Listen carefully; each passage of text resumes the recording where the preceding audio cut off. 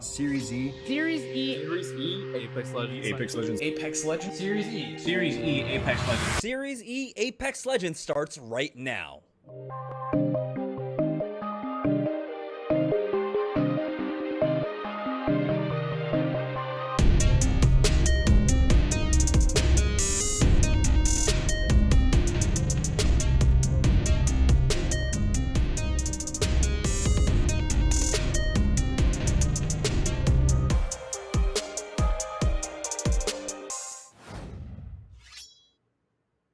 Welcome, one and all, to our very first evening of Series E. I'm Jamerson, and joining me for the next couple months, the next few months, is going to be Tom T Squared Taylor. As always, glad to have you again. And Tom, are you excited for Series E? I'm so stoked, man. First time we've seen any type of format like this. The Apex community has to love it. I love it. We get more games, and why not? The ALGS Summer Circuit just ended. Let's get into some more games. Yeah, we had an exciting weekend of ALGS this weekend, but now it's all about maintaining sustainability for a lot of these other players that aren't signed. We saw CLG take a big win in the North American series here, and so we want to be able to promote a lot more players here. And so this is what the players are going to be playing for. We've got 9 sponsored slots on the line, and one of them is up for grabs tonight. So the winner will be walking away with one of the 9 sponsored spots, but we also have $1,000 for tonight's prize pool. Only first and second walking away with money. And how do they qualify tonight, Tom? Yeah, so if you're familiar with the weeklies that we've been running, it's the same format, right? We have the same kills, same 1 point for every kill, same ALGS format with first getting 12.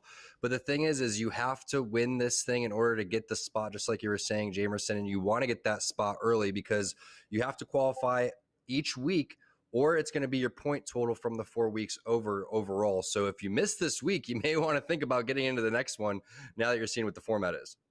Yeah, that is absolutely correct. We had over 60 teams sign up for our qualifiers today, and we're down to our 20, and that's the finals lobbies getting set up right now. We'll have 5 matches played out tonight, and so it's going to be about the highest scorers. You got to make sure that you get your kill points along with your placement points, and at the end of the 5 games, the team with the highest points will be getting one of those coveted spots where they'll be getting a salary for 3 months. They'll be able to partner with some awesome sponsors like Intel, Razer, Rockstar Energy, Apple Jacks, Cheez-It, Pringles, Rice Krispies Treats, Pop-Tarts, and Nestle Pure Life. So we here at Esports Arena are going to be working with the winners tonight to try and partner them with the brand that best suits them. They'll have 3 months of salary and a lot of other opportunities, but it's about making sure you qualify and then, of course, making it to the regular season and competing well during the regular season. So really excited for this format, really excited, of course, about providing more sustainability into the Apex kind of infrastructure. And we couldn't do it, of course, without the sponsors that we mentioned, but along with the help of EA, who is helping us put this on. And so thank you so much, EA. You know, they've been doing a lot of work with the ALGS. We got more things announced. PGL is going to be having a 100K tournament in a month's time or so. So a lot of work behind the scenes. So once again, thank you. Shout outs to EA for helping us put this on, because it would not be possible without you. And a lot of potential pro players' lives are going to be changed in the next coming weeks, Tom. Yeah, I mean, I hear all that stuff, and it's such great news. But one of the things that you left out, Jamerson, is the free stuff that's going to come with the sponsors. Send the free stuff, man. Free Apple Jacks, free Cheez-Its, whatever it is, man. I'm sure they'll take it. I'll take it. Yeah, that I think I set aside like $30 a week for basically every sponsor that we have here whenever I go to the grocery store. So super excited about that. It looks like we are getting game number 1 set up. And like I said, it's going to be 5 games for this final qualifier. And it's only one team will walk away the victor with a sponsored slot to go into season 1. And let's go ahead and take a look at the teams that we have, Tom. And so any names sticking out to you here? I think we should just run through and talk about all the deadly teams, starting with Dirty Dan and Protectful, Kubsky, and Rambo. That team sticks out to me. You have Stink, Casellos, and Hundreds. Glad to see Hundreds out here doing his thing.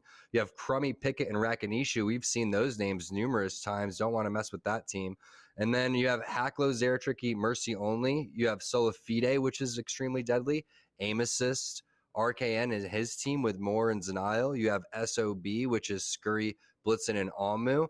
And then you have his Watson, who we've seen do very well in individual fights, but not really sure if he has the full team that he's going for here. Teen, Tempest, Hill stands out. You have Flying Drone, who did fantastic in the ALGS. So there's a lot of good teams here.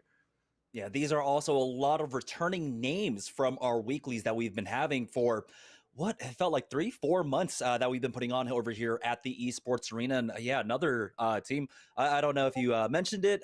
Peach's team, LCP, with Lou competing along with Clarify. And so that's a very exciting team, this team to really look out for. But yeah, like you said, a lot of returning names. We love to see Hundreds coming back. We love to see more coming back, formerly of NRG, competing on that team. But now he's been having a lot of fun playing Apex. And so I'm glad that, you know, we get to have a lot of these teams.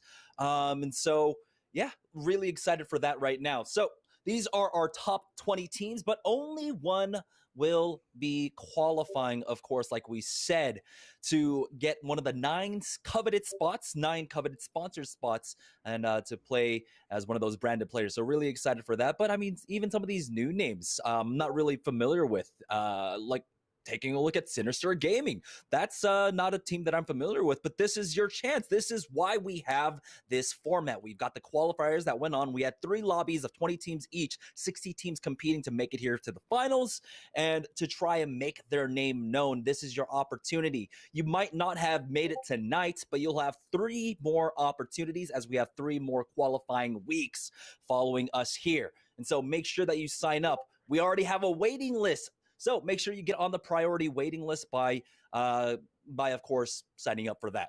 And so I believe there are all the commands in our chat down below, but one command that you should be looking out for is, of course, our giveaway. So type in !giveaway and you can win a Series E cap to go ahead and rep Series E. Now, this is just the start. We're working with other brands, other games to try and branch out more. So if Apex Legends isn't quite your thing, hopefully in the future, we'll be able to work on other games to provide these similar opportunities for you guys. Honestly, I love this. I love this kind of grassroots growth in talent and just sustaining the ecosystem of esports, Tom. Yeah, definitely. And looking at the teams again, too, you have Oso Rated and Exiles team, and then Rosebud 420 blaze it up, bro. He saw the sponsors and he's like, I'm in. Hopefully it's not an unattainable dream for him, Rosebud 420. But yeah, really excited. We are still getting Lobby 1 set up. It's going to be 5 games like we said, and we're only going to be playing, I believe, on World's Edge tonight. And honestly, I love the state. I love the state that World's Edge is in right now. Everything feels really good. I love what they've done with the train tracks. What were some of the noticeable things that you saw playing on World's Edge throughout ALGS this weekend? Yeah, I just think that the train being taken out is a huge difference, right? Because that's a spot that always had highly coveted loot. And not only that, it played big in rotations. As weird as it sounds, hopping onto the train and going and making a rotation through, obviously you had the gun changes and crypto meta and Bloodhound and Pathfinder still being nerfed to the ground.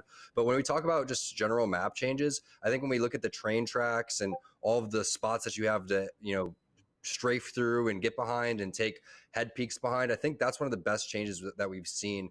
On top of places like Mirage being replaced. Yeah, Mirage was a really fun thing and it was great loot, but the loot was a little bit overpowered, and I feel like we're in a good spot now with staging and just the map changes in general. We see a lot of people being extremely positive about it. When the season 6 just launched, everyone said that's their favorite part of the season is the map changes, and I got to agree.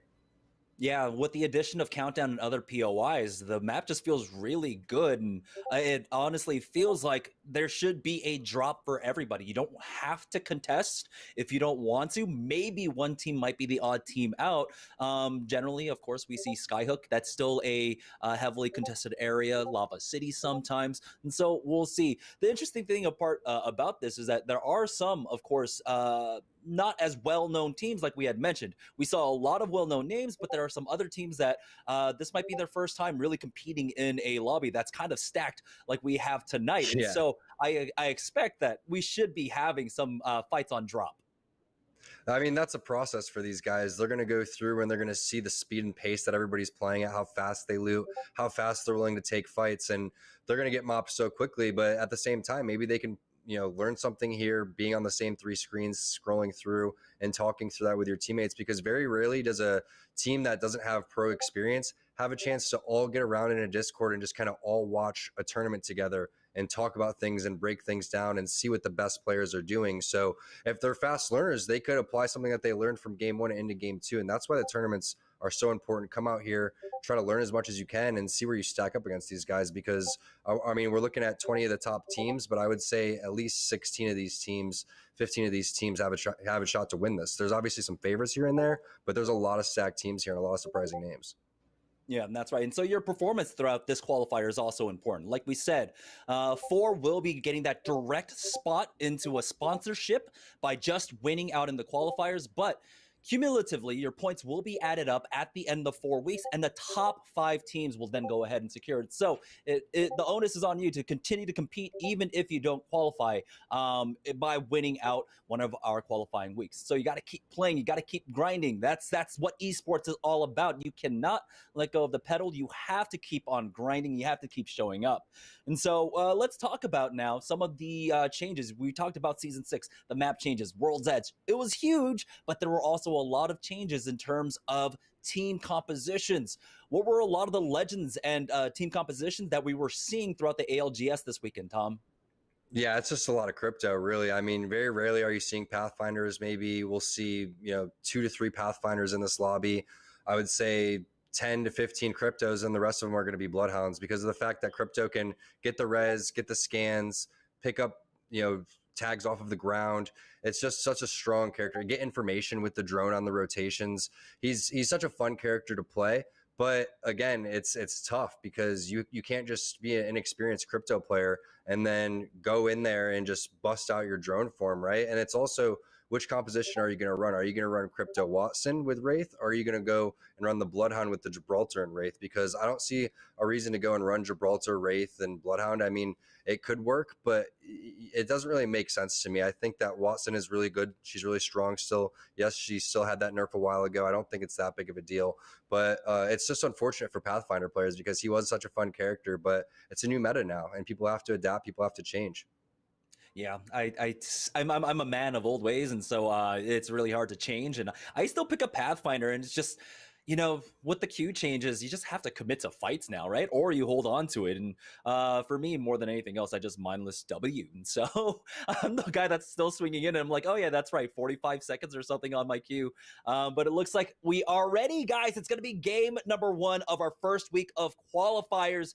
It's going to be game 1 out of 5, and so I hope you're ready because we definitely are. And let's go ahead and load up into World's Edge. We are on board with Yuki, Moore, and RKN here, as it looks like we have a fairly even kind of distribution, flight path for that, and it looks like they are going towards lava, maybe dropping over a train. It looks like they're going train for sure. Yeah, I think they're trying to take train here. It's the hot spot. They may be trying to stretch this one, but it's interesting because if they check around to see where everybody's going, they could just hard dip on train since it is the hot spot. Maybe they've had a certain spot that they've practiced overall, but this is what we were talking about, Jamerson, with the team composition. You see Yuki, he's going to be on that Wraith, Moore's on the Crypto, and then RKN is going to be on the Watson. And RKN was watching him play Among Us the other night. Not bad Among Us player, I have to say. No, it's about who's the third imposter more than anything else, who throws for your team. But yeah, this is an interesting area to try and get some loot at. We'll see how they want to rotate this, as we already have the indication that the ring is already pulling over towards the northeast. Might be over at Fragment, but it's RKN with that Volt out, getting some decent damage off, but he's going to need to find more. On the other side, this is one of the squads that we saw when you and I were casting the Nerd Street Gamers tournament a few weeks back. His Watson was doing a phenomenal job. Yeah, getting in like 1v3s, almost winning them. It was absolutely insane. So this is a squad that I'm really definitely looking out for. Yeah, let's talk about a little bit of the strategy behind what just happened here. You can see his Watson and their squad is just going to dip out of here immediately. They end up splitting the loot there over towards the staging side, which actually isn't ideal for any team because now you're going to be low on cells. You're most likely going to have pretty bad armor, which you could see 2 grays and a blue is not ideal in that situation. Typically, you'd be looting a little bit longer here and then making your rotation. But the good thing on the other end is that they are making the rotation fairly early. But what are you going to do with a Spitfire? Oh, they're so lucky. Harvester's not looted. So if they're smart, they're going to give this to RKN and the rest of his team going forward and just take Harvester. It's a central spot. It's a nice POI. You'll get good loot. And you don't have to risk getting 50-50.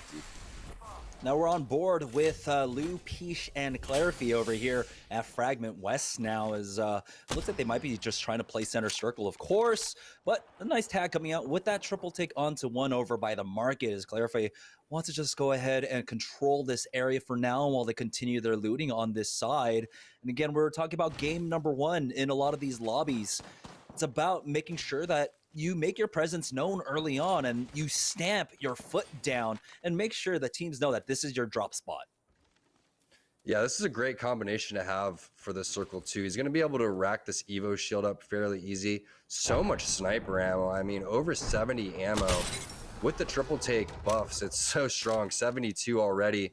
Lou's going to help get that knock, and that's on to Silafide. That's Pride. I think they're going to get aggressive on this one, Jamerson. This is massive, and they're going in. It's going to be the Volt out for Clarify as he almost gets the tag down, but they trade away. Lou goes down along with Peach. It's all up to Clarify here as he pushes through, and he will get wiped.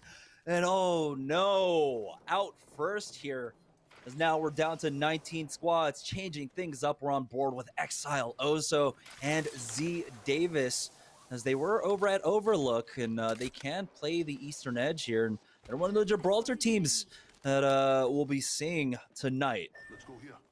Yeah, and that was all 3 kills to stay naughty there, Jamerson. I'm not sure if you saw that. So he's going to have all 3 kills so far in this game. And it's tight, right? This is a very it's a very important start. It's very important to get to your rotation, and it's a very important tournament. So teams aren't going to be fighting ideally. So the fact that that knock went down and they were so willing to fight, you have to win that, and you have to win that fast. And Naughty was able to do so, but it's flying drones.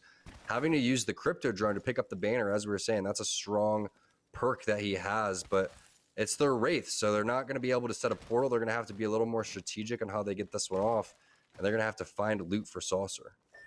And it looked like they had a great start too. They've already got the purple on Tech. They've got the blue on Panders. He's 233 away from getting the next evolution on that right now. But they do have to back away from this, right? And it looks like there it is. Zeratricky, Mercy Only, and Mr. Haculo are in the area. We'll see if Zeratricky hits that scan and actually finds them, as they might be on a collision course with each other right now. Instead, they just go ahead and back away for now. On board with Hill, Tempest, and Teen, as they've got the scan for us, and it looks like the ring will go ahead and pull away and start pulling over towards the eastern side of this map.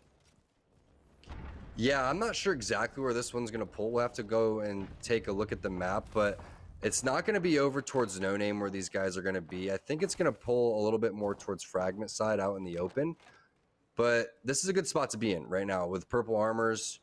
Feeling good about the Bloodhound in this type of small skirmish.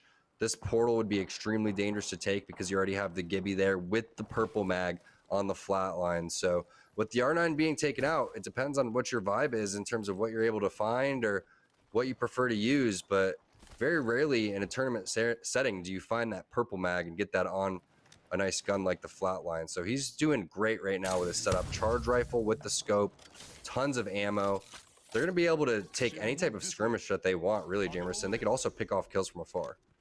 Yeah, and they're just controlling, well, what used to be like the T1 spot, the God spot here, and just having that high ground completely on board with TSS, though, as his Watson has gone down. It's one of the teams over here, and Overlook, as we'll see, they do have the doors covered for now, and no one's quite pushing them. So there is an opportunity for Blur to try and go for this res, but it could be so risky. As soon as a team hears that res or revive happening, they might just drop down onto them now. Does have the body blocking it, and it looks like they will be able to get him up. Yeah, that's the play right there, is you have the down guy block the door. You both block the door as the res goes off, and the other guy can set it down. But we see our first Pathfinder there. It's going to be Drix, and they're rocking it with the Watson. So a lot of teams setting up on this Overlook side. I'm not sure if it's going to pull over towards the Overlook side. The circle is a little tricky here. I typically get this one wrong. I guess that's probably why I'm casting, but it's tough. You have to get into these spots, and you're going to get gate kept fairly quickly. If you're not over towards the Fragment side right now, you're definitely playing edge, and you're stuck on the edge the rest of the game. That's always the question, right? When you see this circle where it's so hard to decide where the pull is going to be, you kind of have to play your options, you know? A lot of teams feel like rotating out of Overlook is easier than trying to have to rotate into Overlook if it does pull that way. And so we see a lot of teams kind of prioritizing for that. But, nice tag coming out from SDA here, as they tried to make an attempt onto TSS below them, but again, they just weren't able to really connect Arc Stars, the nades. I like how they used the utility to try and find an opening, but then backed away, as it is super important. This is a lobby where teams aren't just going to go for the frags right now, especially in game number 1, as the ring is closing for round number 2. We're still at 19 squads left and 55 players remaining. Yeah, can we just point out how nice that picture-in-picture graphic was with the sponsors on the bottom left and the Series E in the top right? Dang, that was clean. His Watson has some clean shots too. And you can see how much everybody is valuing the triple take right now. So it's always a sniper rifle and a secondary here. If you have a shotgun in your back pocket while you're rocking a sniper rifle, kudos to you. But a lot of people, they're going to rock an automatic weapon. They're going to have something in their back pocket like we saw the flatline and the charge rifle. Those are extremely ideal because of the changes now in the armor. Snipers become so much more valuable because you do not want to be someone like Saucer and only have a white armor. I'm hoping that they're just trying to farm up additional armors, but I don't think that's the case because he did just get respawned. So big fight happened over here on the Skyhook side, rotating in. And as we said, if you're not in, you're out. And this is definitely two teams that are outside the circle right now. there a trickiest team on the other side here? Never mind. No, it's not. It's Yo-Yo and Stomp's going down. They get cleaned up, and they tried to punish the Res, but they will just go ahead and forfeit over some kill points to the flying drones here. Tech already has that red Evo. I gotta imagine Panders and Sorcerer are definitely close to it as well. Can't really imagine any other teams over on this other side as we see Aim Assist getting to a fight themselves now over here by Epicenter. Resulta now with the G7 Scout out as they do have to wait things out. We'll see if the timing on this defensive bombardment works out. It does, as the shield goes down instantly. Now they go ahead and push through it as they do smell blood in the water. It's another team on the opposite side. Oh, the G7 Scout ringing true, hitting for a lot of damage, but the distance is just too far. They're not able to really try and capitalize off of that quite yet. Yeah, great scout shots there from Resulta. Unfortunate that they're not able to do anything there. It's tough to throw these Gibraltar defensive bombardments down over towards Epicenter because you can see the giant icicles give a lot of cover for any teams that are trying to run out. They eat a lot of that damage, so it's tough to get a good one in there. But that was the right play from Resulta. They're playing this by the book.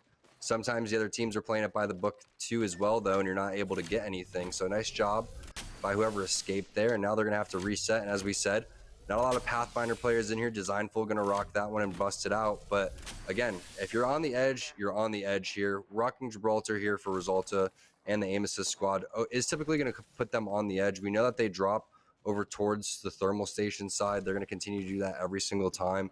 So this rotation's not that easy for them. It's fairly far, and they're just going to continue to take whatever fights on the outskirts they can get.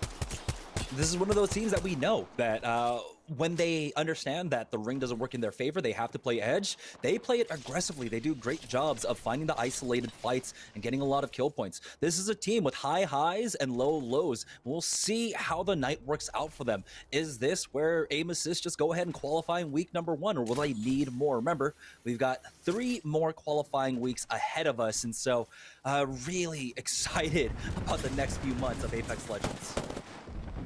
Big fight happening over here. It looks like the Gibraltar defensive bombardment's going to come out. This is coming in from the refinery side. Gonna have to pop double batteries here. The crypto drone's going to come out. Looks like Kubsky's getting a knock onto his Watson on the opposite side of the map too, but a great portal's going to send these guys into bottom epicenter. Nice job escaping right there. That's going to be Sinister, Rosebud 420, and the rest of his boys. They have to get out of here because they're taking so much damage. Again, this team's going to continue to charge. Fortunately, they have enough resources to hit these batteries. Once they run out of batteries, this team, if they continue to charge, they're going to be done for. So Rosebud realizes that situation. They're going to exchange resources, try to resolve what's going on here because that was so much pressure coming in. And it looks like that may have been from the flying drones. No, they do go ahead and relocate themselves over to the northeastern side as they're now making the rotation. The important part here for the flying drones is that they understand there's a team behind them. They do have to, of course, keep an eye on that area right now. They've got the drone out, trying to suss out any kind of information, but it looks like it just got taken down. So it'll be down for about another 25 seconds. Rakanishi, though, getting into a fight with Hill, and so we'll see exactly how that one turns out at the moment. And it looks like it's on the south side. It's over here where we saw them earlier on as the defensive bombardment has come out, and it's connected, and though they're going to go ahead and push up off of that now as Rakanishu, he's got the R301 out. Might have spotted one, but instead takes the time to loot. Instead, backs away, and he's so close to getting that red Evo. But you gotta imagine, is anyone else coming up from behind them? Is this a clear fight for them? They get detected by that Bloodhound. They're just gonna go for the reset. I like this idea. They already have the 2 or 3v2, so they don't need to really push their luck. Yeah, no reason at all. And you could see based on this circle now, it is going to be more towards the Overlook side. So a lot of these predictions coming in from these guys that got into the buildings early. Good job by them. But this is tough here because the longer they fight here, Jamerson, the more likely they're going to get third-partied by another team that rotated even later than them. So you can see multiple sonars going off. Probably Beast of the Hunt's been popped, but no batteries here and taking random damage from while inside the bubble. And he's going to get down. It's protectable coming in maybe with a right side flank. Yeah, they are able to get one, but that allows THT to go ahead and reset for now as Tempest goes ahead and throws out that Q. Will he be able to recover the banner here, or what is he playing for? There he goes, pushes up with that Volt out, but he's not able to really hit. So now he's dropped down to about 40 HP and gentrifying. Never mind, excuse me, that was Rambo. He's able to get that one now as it's all up to Teen, but he gets cleaned up here in the south. Back up north though, aim assist is able to clean up a team themselves, and now they are starting to rack up the points. As we'll see if there's anyone else in the area for them to compete against. And there we go, you see it on the board as the fight continues down here on the south side of the ring right now. Crummy goes down, it's all up to Matt Pickett. It's gonna be a 1v3 for him. The defensive bombardment used as well. And Matt Pickett left in his lonesome. We'll see if he can get out from that. It's gonna be difficult here as we already know that there are teams, of course, in Overlook. But aim assist, once again, on the kill feed here as more has been taken out along with Arcade and Yuki Aimer. So that's one more squad getting cleaned up. It's Naughty, Pride, and Muffins that are trying to come in for the third party here. They've already gotten the knock onto Designful, onto Resulta.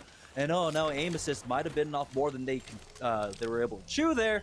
But Solifide are just going to go ahead and back off for now and reset. Yeah, I mean, what were we talking about right before all that chaos broke loose? It was the longer this fight goes on, the more likely they are to get third-partied. That's exactly what happened. The third party, fourth party, fifth party came in. All of a sudden, on the opposite side of the map towards Epicenter, you have aim assists cleaning out multiple teams, starting with Sinister, getting a couple more knocks. The kill points don't matter that much. I mean, they matter for them, but I think they would probably trade that for placement any day of the week. But Pride taking so much damage, so Solifide gonna have to reset here. I wonder if they have a Phoenix kit. No Phoenix kit. It's gonna probably be the bat and the health kit, but it has to be a full reset and work around Naughty's scan here, as he was the last person on his team last time alive. Let's see if he can pull off another big play.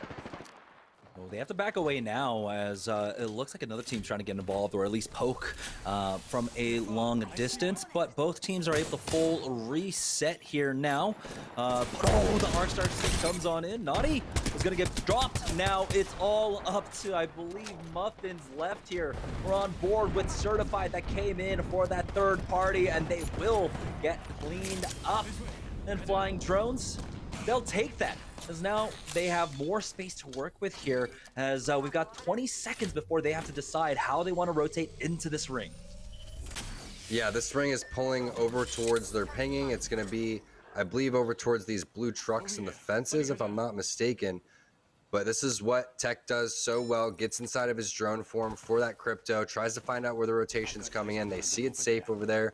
They're setting down the pings, and they're going to go and play the edge at this point and just try to third party whatever happens in front of them, because the more real estate that you own here, the more safe you are, because you can see how packed up all these players are, and that team that's holding the sniper post, it's going to be tough for them because the Watson changes. And if that Gibraltar dome goes down, they're just going to get destroyed at any given point in time. And it looks like they're running a Bloodhound, so a little early there to hold this one.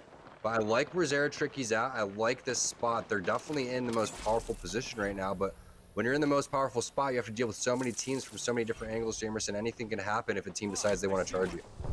And they're doing a great job, of course, watching their back right now, as they were able to scan and find out that the Flying Drones were right behind them here, as we do have a nice shot coming out from that crypto drone. But it's Zeratricky's position about making sure that he's got this high ground. He's got to be careful. He is vulnerable up there, and so he does back away for now. He's starting to get low on that ammo for the triple take, and his secondary is an alternator. While the alternator feels kind of okay, it's not bad. It's not the best, though.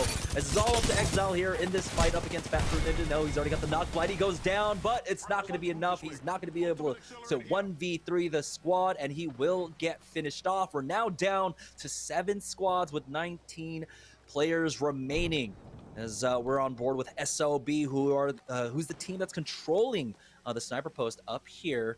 But take a look at how hard the ring has pulled away from them. It's going to go ahead and pull up towards the rocks to the north there, Tom. Yeah, this is where I was anticipating. Listen, Jamerson, I'm not good on knowing where Zone 2 is going to go into Zone 3, but when it comes to the actual Zone 3 and beyond, that's where I really start to excel, okay? This one was definitely pulling away from the sniper post.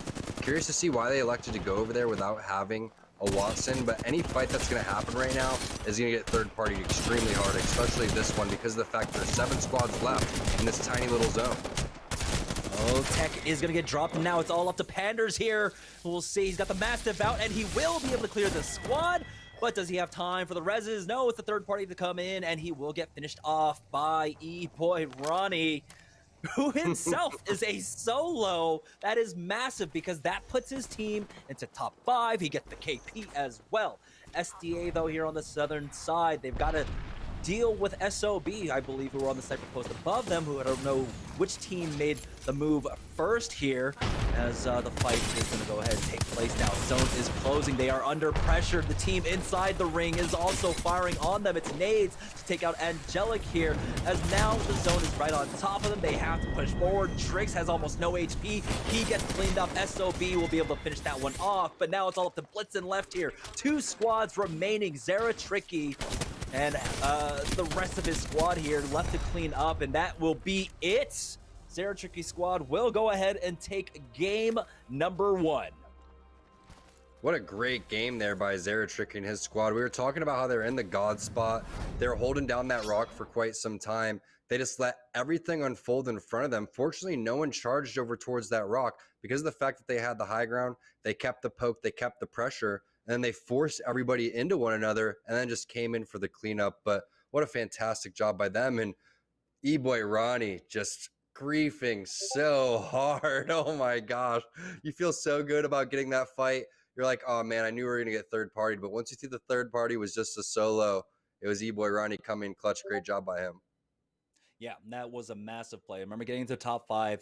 Placements change, of course, getting the extra KP as well. This is just game number 1 out of 5. And so being able to eke out every additional point as a rat on that Wraith, that is one of your jobs if you are the rat there. And so he did a great job. He couldn't make it any further, but you know, there was so much action going on. And so I think a lot of teams, you know, did a great job here. I think aim assist, they are playing their game. They're starting to look comfortable. They just bit off a little bit more than they could chew. We saw them taking too many fights up north. We do have some replays to go ahead and take a look at game number 1, as we had it was a little bit of a slow start, but then the action ramped up really quickly through the mid game, and then of course they're at the finish. Yeah, it really happened with that Overlook fight over towards the right side. And this was the first fight of the game where it looked like with the knock that Lou had that things were going to go well, but it's just Naughty on this Bloodhound playing the bubble perfectly. And I'm not sure if that was a punch or a tomahawk, but either way it hurts. And Flying Drones were looking so good this game. It looked like they were going to be able to get the reses off. They got Saucer back in the game. And it was just fantastic job by them getting into the late game right there. But this is where you're talking about that they bit off more than they can chew. Tough job by aim assist. Yeah, I think, you know, they kind of underestimated how many teams would start trying to rotate to the north-hand side. Generally, you see a circle like this, and the funnel a lot of the times would be on the southern side of the map. But when you have a lot of teams kind of thinking the same thing, you have the same kind of rotation, the same kind of pathing, that's what happens. You get a huge bottleneck of teams up into the north instead, as this was a massive fight. Again, with the teams, with how passive a lot of teams are playing here, we're seeing a lot of third-party fights. We're seeing a lot of fourth-party fights. Ultimately, in the end, Flying Drones, they were doing a great job, but it was Zera Tricky's team, of course, controlling that north side high ground the entire time, and so they forced out this fight, right? Flying Drones, you gotta imagine that they wanted to fight for the high ground instead, but Zera Tricky was just connecting with the shots, and they were able to just hold it down up there. Yeah, and Smooth had amazing shots right there towards the tail end of the game. You saw great R9 shots there too. Everybody really started to pick it up, and I saw clean fighting overall. But when you have all 3 players coming in this healthy, fully red evoed out from the God spot, everybody else was just so slim on resources, made it extremely tough. So Zera Tricky, his team, again, they held the God spot. It's not easy to do, so you have to give them props on a lot of different levels. That's not an easy execution, especially when that circle is fairly easy to predict. They got into the spot, they held it early, and most importantly, they kept it into the entirety of the game. Yeah, right now we're just waiting on game number 2 to get underway. We are getting the players into lobby, so thank you all for joining in. So I just want to take this moment to go ahead and thank all of our sponsors. We've got plenty. So thank you so much to Intel, Razer, Rockstar Energy, Apple Jacks, Cheez-It, Pringles, Rice Krispie Treats, Pop-Tarts, and Nestle Pure Life Plus Water. So those are the 9 sponsors that will be partnering with the winners of our qualifiers, and of course the 5 other teams that will be qualifying through placement points, or well, through points over the next 4 weeks. But we also have to give a huge shout out to EA for making this possible, of course, partnering with us so that we have the lobbies to be able to put on this tournament, and helping us build out this kind of infrastructure. So shout out to everybody there involved. We've got game number 2 coming up shortly. Thank you all for waiting at home right now. As we head into game number 2, it's so surprising. I mean, are we surprised though? We talked about how 3/4 of this lobby could easily take the win tonight. How do you think Zero Tricky's team is faring so far with taking that W? Every game's so important because, like you said, it's the winner that goes and gets that sponsorship, gets into Series E officially. But more importantly, it's a accumulation of points. So every game that you do well, it just goes towards your total point value overall. So you can have a better chance of going and making it, whether you win or whether you come in through the point system. So I think that Zero Tricky is a very skilled team. It's not just him, it's the entire squad, right? They play so aggressive and kind of unorthodox, and you wonder if it's kind of stupid aggression or what's going on. Why are they kind of pushing us in this situation? But then they can play passive aggressive too, which we just saw them do. And they played extremely patient and they went and executed on things, because when you go and you take too many fights, you end up running into the same situation that we saw with Tech's team, with the flying drones, with aim assist as well. You rack up these kill points, you get the momentum and things like that, but you can't account for every single team on the map. So it ends up being where if a team or a player, a solo, comes around and swoops in and wants to go and tries to get desperate for kill points or a third party, it just completely ruins your game and your momentum after you win a couple of team fights right there, because you're hoping to get a big 15-20 kill win. Yeah, so for a quick update, Zero Tricky, Mr. Hakulo, and Mercy Only, they took first place in game number 1, but only had 5 kill points. And so they will get 17 overall, but was that enough to really pull them ahead with an early lead? It looks like not quite. As I take a look at the leaderboard, Flying Drones, they had 11 kill points and they ended up in 6th place, and so they have 14 points overall, and so there's only 3 points separating what looks to be the 1st and 2nd place teams. And then right behind the Flying Drones, I believe we also have SOB, that's Amu, Blitzen, and them. They were able to get 6 kill points and finish off in 3rd, putting them at 13 points. And so already after game number 1, we still have a very, very tight pack right now. No one's quite pulled away quite yet. We haven't had a 30 bomb game or anything for anyone. And so it's super important here to play consistently throughout the rest of the 4 games we have tonight. Yeah, no doubt about it. And that's why I was saying that E-Boy Ronnie just completely ruined the game for Flying Drones, because they had the most kill points in that game. Again, they came back with the spawn back on the saucer. They win that fight. They're going and sticking that res. I don't think they were going to get it off in the zone, but just going and cleaning them up so fast has to be disheartening, because if they were able to get a couple more placement points, maybe even 5th, we're looking at a 1 point game, maybe even taking the lead here, depending on what would have happened after that. So again, great job by him getting the points for his team, but it has to stink for Flying Saucers. They're definitely feeling that one and a little bit salty going forward.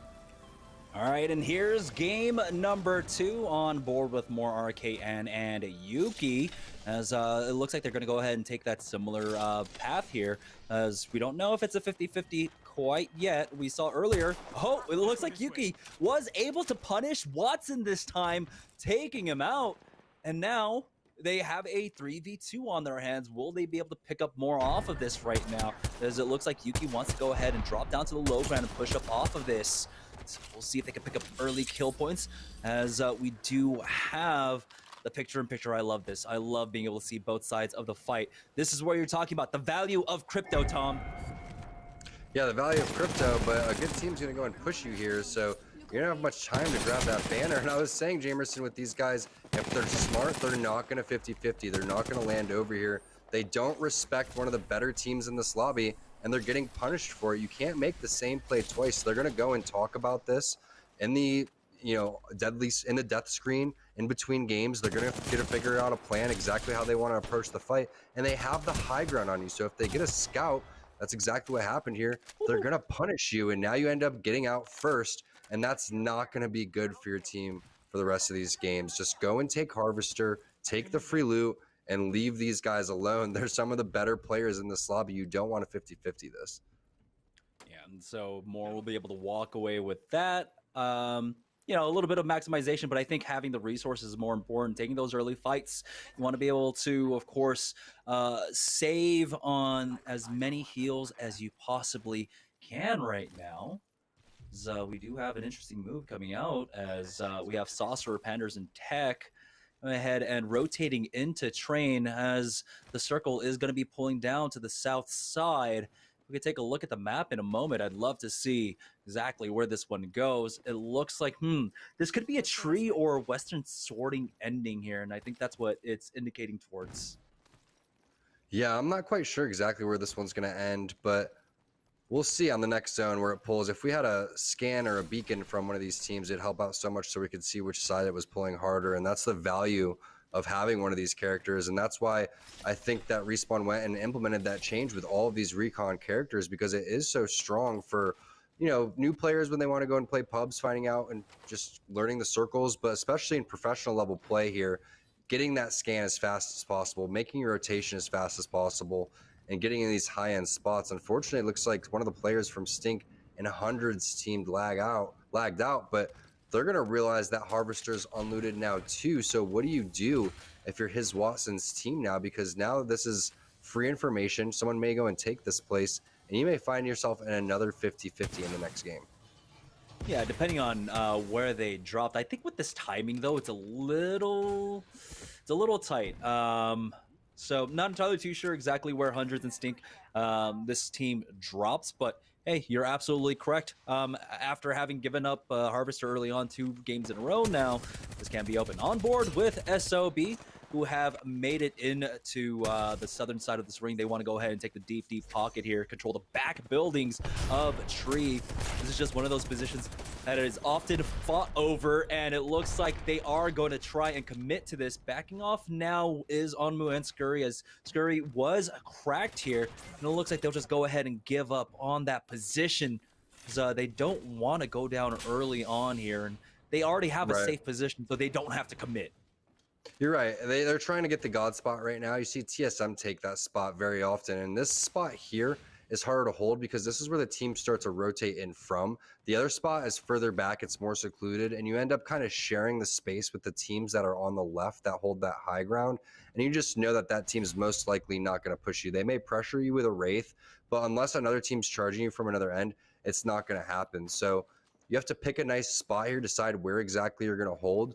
And I feel like Amu and his squad are just getting together right now and discussing exactly which spot they want to go and hold, because you're here early. You have the information that it's going to be on this tree side. You just have to pick which spot you want to go and attack from. So we'll see how they go and play this one. But this is going to be an interesting fight here. You can see all 3 players trapped inside.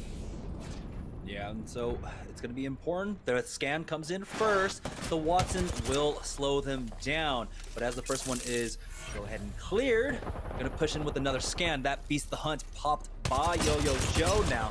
But this push might be a little bit slow here. They're trying to find an opening, but they don't even have the armors themselves to work with. The back comes out. And the longer this fight comes, it takes, you know, the third party might be coming from their north here. Another scan. They just haven't been able to find an opening. They haven't been able to get the knock.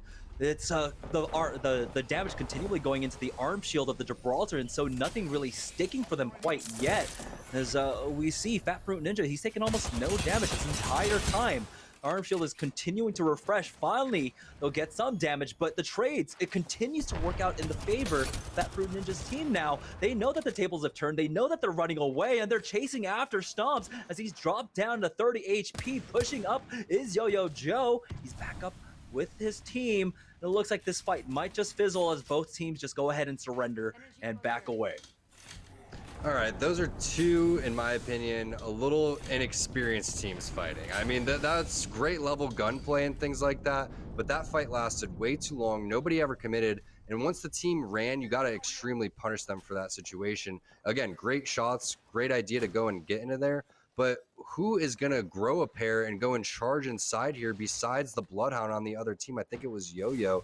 He was the only one peeking with the weakest armor on his team. When he's going and laying damage, someone else has to go and bait and switch, go in, make a play, try to do something, because like you were saying, Jamerson, the longer this goes, the more likely you're going to get third party. Not only that, you're wasting all your resources, you're wasting all your ammo, and you're just screwing yourself for the later of the game. So someone has to make a play there. You can't just go blow for blow in the middle of the game.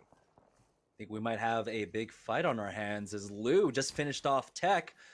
If we can swap on over there to see exactly what went on. And we're still on board here with Fat Fruit Ninja, Blighty, and Farmer Lucas. They don't have, of course, a recon team, so they're just going to try and use their best ring information to try and figure out. They are center zone, basically. Here we go. It looks like it was over by the fences here, just west of Sorting Factory, and they were able to recover Tech's banner. But will they have the opportunity to try and go for that res? There is one not too far away from them, of course, just on that train tracks now. Saucer, though, is so far away from that port, but it looks like he will go ahead and make the play for it. See if any team's really in the area to try and punish them. We know that there were 2 teams to their north. I don't know how many other teams are in the area. Yeah, and you can see more fighting happening over here. This is going to be Yuki, Moore, and RKN. Nice massive shots coming in. Yuki's going to get a knock, and he's going to bust the Phoenix out. That's perfect situation for him, but oh no, I think that's a third party coming in far away across the side over there, but you see a nice Wraith Portal coming in from Yuki. He did get that Phoenix off. I think he's going to be able to save RKN on the top side. Moore takes amazing damage right there from the Mastiff, though, so what looked like a clean fight with a start from Yuki with a knock there ends up going back in the other team's favor, and you can see knocks, not only knocks, but finishes as well. Not how they were expecting this fight to pan out.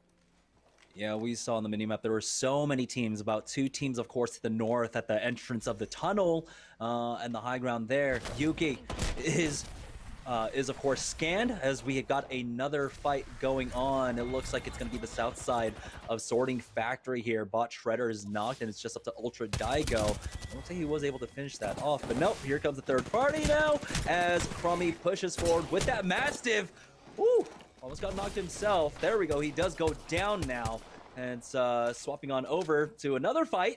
It's aim assist. We know the team that drops over at Thermal, they're able to go ahead, and they love when they have the opportunity of controlling this position here. Yeah, so this one's ending tree, but it's ending more towards where that circular area is. So aim assist is going to have to rotate, but it's just nonstop action over here on the thermal side at these buildings across the lava. It's going to be protectful with the Mastiff. Angelic, the last guy alive, he cannot hit a res. He's going to have to drop this down for himself, but his teammates are in the way, so it makes it so difficult. The best thing for them to do would be to use that armor shield, but it looks like he's going to try to make a sneaky little play here and dip down under and hit the battery. I like this play. He'll be able to get information from his teammates up towards the top, and the fact that he wasn't spotted here means that he can either rat it out or he could go back based on what his teammates see, and the teammates call out all 3 players there, so back off. He runs away, sneaks away. Great play there. Yeah, got to top 15 at the very least, and so that's one placement point that you can go ahead and write down in your ledger. It's Cubsky, Protectful, and Rambo that are now holding the high ground. The second story here, as there were a lot of teams still in the area. Remember, to the south, we do have aim assist controlling that connector area now. So we'll see if they want to possibly get a little bit aggressive here, or are there just too many teams in the area for them to try and make a move. If they push from their spot and they start charging a team like Protectful, Rambo, and Cubsky, another team can go and take their spot that could have been ratting over towards the side. So I think what they're going to do is just wait for another team to go and force the fight. Hopefully for aim assist, another team goes and contests Protectful, Rambo, and Cubsky because of the fact that they can't get over towards the Harvester side. But I'm anticipating these guys to be safe for a little bit, and they're just going to go and set up here and just chill. But they're going to need to get information on where this next zone is pulling because of the fact that aim assist has that. They're going to know exactly how to gatekeep these guys, what plays they're going to do before they even know what they're going to do. Kutsky rocking the equip that I like to bring along.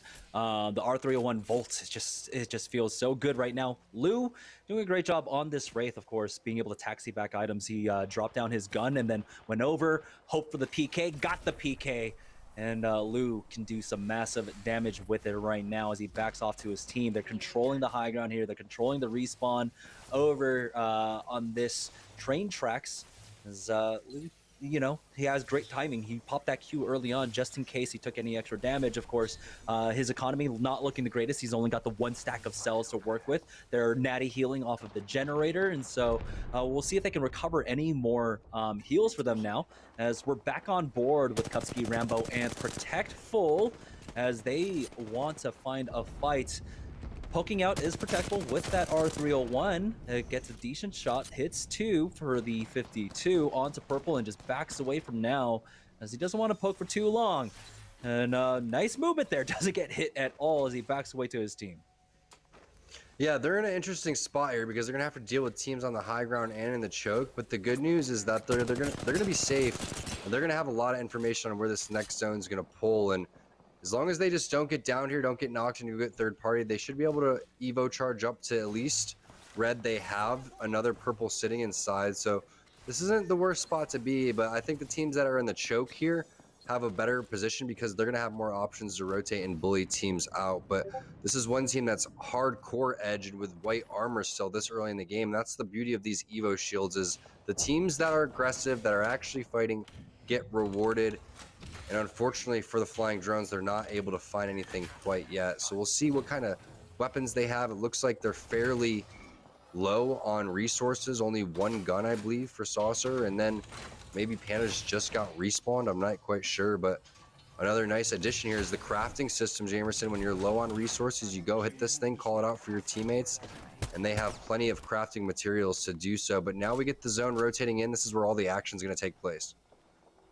Yeah, this is such a great spot for Bambino, E-Boy, Ronnie, and Dracos. A highly coveted spot. We see a lot of teams try to prioritize for this. You've got a lot of cover to work with. It's about, of course, making sure that you bully other teams around. You gotta go ahead and poke some teams away. Make sure that they don't try to push you, because you can easily get pinched from the north and south side. On board with SOB, though, as now they are making their entry into this building here over by Tree. Onwu doesn't like what he sees, but with the help of his squad, they'll be able to clear that Watson generator, throw in the nades, but some nades are coming in from the other side. They back away for now, but their approach, it looks clear, getting slowed down once again. Another Thermite comes out to slow them down, but they are slowly walking away, this team, with the Gibraltar defensive bombardment. They're trying to corner this squad, and now they're going in. They've got the first people damage coming through, but it's not enough, as now Onmu pushes forward, getting decent damage off. Scurry knocks 2 with the EVA 8, and it looks like they will be able to finish off the third. But the third party come in, and it looks like that just might actually be it, as Crummy, Matt Pickett, and Rakanishu are here. As I think it's just Blitzen left. No, he gets finished off, and they just took way too long. That first team delayed for just enough time for Matt Pickett, Rakanishu, and Crummy to come in. And you could see the thought process there for SOB. They want to go and take that fight to him. They have the Gibraltar defensive bombardment come in, but it's just non-stop action. We've seen this before. It's like deja vu, bubble in the same exact spot. It's going to be Fat Fruit Ninja coming in, cleaning up this third party here. Rakanishu and Pickett thought that they were the third party, but they're not. It's the fourth and fifth party coming in. And a great job there by Farmer Lucas, Fat Fruit Ninja, and Blighty, I believe it is, just coming in at the right time, right moment. And now they have this area cleared, because we know so many teams in boxes died, Jamerson. 3 teams inside this little building. Yeah, in a matter of moments, we're dropped down to 11 teams now. On board with aim assist, as they were trying to push the team to the north, but again, they just bit off too much to handle there, getting poked by a team all the way to the northeast. Honestly, that might be Lou's squad that was shooting from the train carts there, as Bambino, Ronnie, and Draco's just going to go ahead and pick off, looks like the rest of them. Now it's Lou and Kubski finishing off Gentrifying and Resulta. And so aim assist now out early here in game number 2. Didn't even make it into the top 10. Yeah, if you're aim assist, you can't die with the portal there on a rotation. You have to go and hit your portal and go and find a spot. It's the Wraith's job to go and lead the way to try to figure out exactly where they're going to go. There's not a lot of safe spots right now. Maybe they should have waited to go in, but one thing's for sure is you never want to die with your portal. You already had the bubble being used by Gibraltar. You had no defensive bombardment. Whether you go and you portal towards a little area towards these rocks down low, whatever it is better than running out in the tracks in the open between about 5 or 6 different teams. So tough break there for aim assist, but this is a brutal circle. Everybody's been set up for quite some time now. And one of those teams is Lou on that high ground over towards the train, and they're sitting pretty. Yeah, Lou's a little bit low on the light ammo, but he's making those shots count. He's getting really good poke off, and that's kind of what you want to do. If you play that center zone, right, you want to be able to find a KP. You need to poke and you need to get value, and that's what they are doing out of there. Crummy, though, in the zone now, has to back away, but nope. Looks like they'll get finished off. No, he survives. It's Rakanishu still alive, and he pops that bat. He's able to stay alive for now. They were able to use that Gibraltar dome of protection, backing away into a nice little pocket behind this here, but there's a team on the other side, and Blighty and Farmer Lucas will get finished off as they do get ported upon. They have to back away for now. Rakanishu is gone, and now it's all up to Crummy, left alone here. Will he be able to get more KP? He's got that bolt out. He's just not able to hit with all of the shots, and he will finally get finished off, making it to top 8. What a set of events right there. Just an absolute bloodbath happening on that rotation. But we're looking at some of the teams that are safe right now. Under the bridge seems to be a good spot. This blue truck, which is extremely popular to hold down with a Watson. Looks like they have a couple rats inside of that one. But the team on the high ground is going to be the team that most likely wins this one when it's all said and done, because they're going to be forcing all of the teams down below them. So they can elect to just sit up there and wait, or they could try to pick people off, or they could just decide to drop down very last minute and win the game when it's all said and done. So we'll see what happens, but being central here is good for their team. This is Rosebud and Barely and his squad. They're just gonna set up here and just wait for teams to come to them, but it's happening here in the next couple of seconds. So it's gonna be tough because you're gonna have Teen, Hill, and Tempest rotating in. Once you get scanned, you're also gonna probably have to deal with a crypto drone and EMP coming anytime now. Yeah, Bambino got picked off there, and so E-Boy, Ronnie, and Dracos now are just down to the duo. They've got a little bit of a sliver of the next ring to work with, and they are also on the slow side of the circle, so they're trying their best to gatekeep to their north. They know there's a team to the south. They've been scanned. They push out into the open here where they will be safe, but this might have come a little bit too early. They do have the dome of protection to work with, but as soon as that runs out, you can see that the offensive dome was used.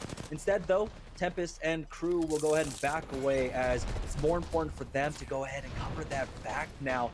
So this entire time, you gotta imagine, yep, Lou and company are throwing in nades to try and get that third party from the safety of their truck, but it's Teenage and Clarity coming up with some huge kills now, as it's just Tempest for his squad. We're down to 4 squads remaining and 10 players left. As Luke does get knocked. Peach, Clarify, hiding behind a rock. They do have the Gibraltar pushing forward. A lot of damage coming out from that Prowler, but they're getting pushed from all sides here. It's all up to Clarify as he's trying to get that bat off, but they jump on over. Now we're down to 3 squads left. Mr. Haculo. No, Clarify actually survived. What? Yeah, looks like he's going to be able to. He's seeing a revive as well, but will they be able to get Peach up? Because that would be absolutely huge. Lou needs to heal as he's going to do so. Not sure if Zeratricky saw him. They could have been hiding behind the dead bodies. I'm not quite sure, but great job. Game changing, maybe tournament saving there for Clarify, Peach, and Lou. Yeah, and so we got a trio, a duo, and I think it might be a solo left for the final squads here, as now Zeratricky, he's got the solid 301 and the massive, but they just allowed way too much time. Lou and his squad should have been able to fully heal up. It's a duo on the other side here. So 3-2-2, as they do have, of course, the rest of the tracks to work with right now. Slow side of the circle, but it's pushing in. Zeratricky doesn't actually take a tick of damage here. Pushes forward with that massive out. Is able to connect with Mr. Haculo there. As Peach and Clarify are now down. It's all up to Lou, left and is lonesome here.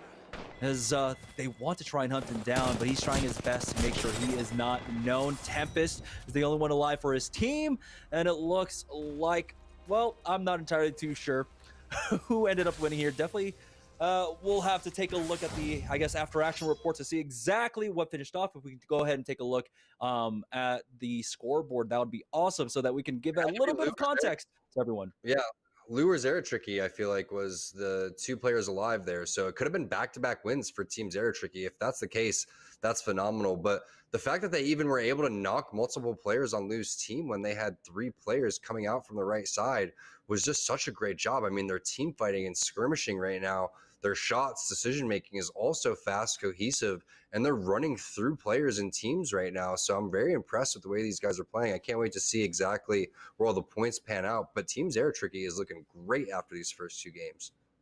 Yeah, this is 2 amazing games for them so far. But we also saw before this, Lou was sitting as the kill leader with, I think, about 6, maybe 7. And so they were able to get a lot of work done. But we'll get word from our admins in just a moment. Yeah, I took it. It's Hakulo, Zeratricky, and Mercy only. Yeah, they won that game there, and they're going to end up having 7 kills overall. So back-to-back wins for them. Insanely rare to start off a tournament with back-to-back wins. Once I saw that they were still in the kill feed there with about 5 teams left, I didn't want to say anything because I wasn't sure how many players they had on their team. But they were laying low-key, come through and lay down some serious damage. I believe when you look at the damage done, they had to be a duo for quite some time because Mercy only had 200 damage. So it was Zeratricky and Hakulo coming through doing big things. Meanwhile, Pichlu and Clarify, they did fantastic in terms of kills. They're going to get 12 overall. So these first 2 teams here gobbling up a lot of the points, Jamerson.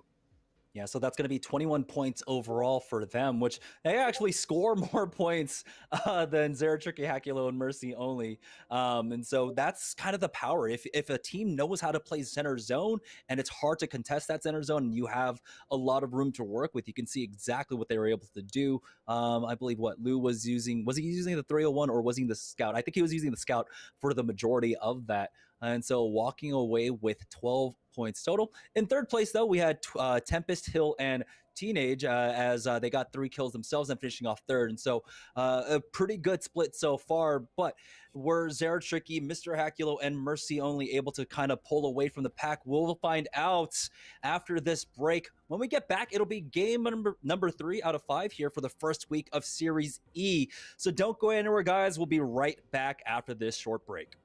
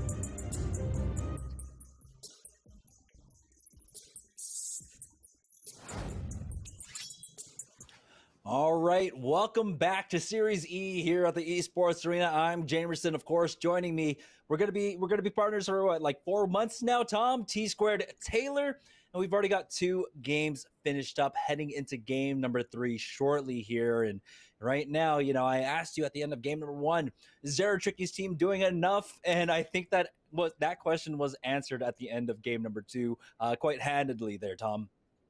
Yeah, no doubt about it. Even though they weren't able to pick up the total amount of points that the other team in second place did with Lou Peach and his squad, they were able to execute back-to-back wins, which is just extremely rare in any tournament setting.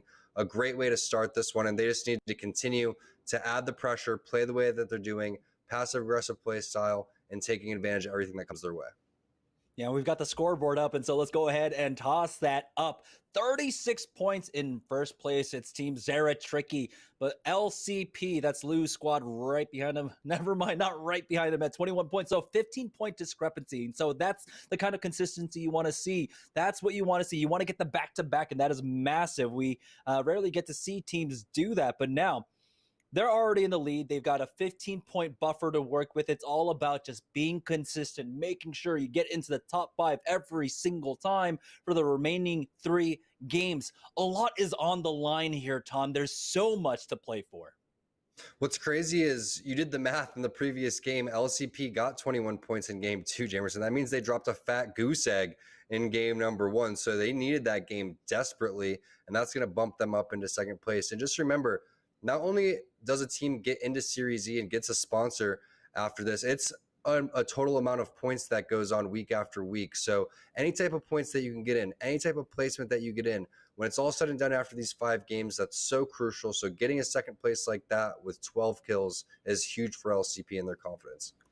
Yeah, and so again, a lot is on the line, not just a sponsorship spot, but we also have $1,000 for our top 2 teams. First place walking away with an additional $750. So as game number 3 heads underway, we are back on board with LCP, but oh, take a look, another fight over here as they should have the advantage. It's Moore and RKN that's still up for the squad. It should be a 2v1 now as RKN pushes up to the high ground. And, oh, Nice little knock there coming out from Blur, but now it's down to a 1v1. He's going to go ahead and drop down here.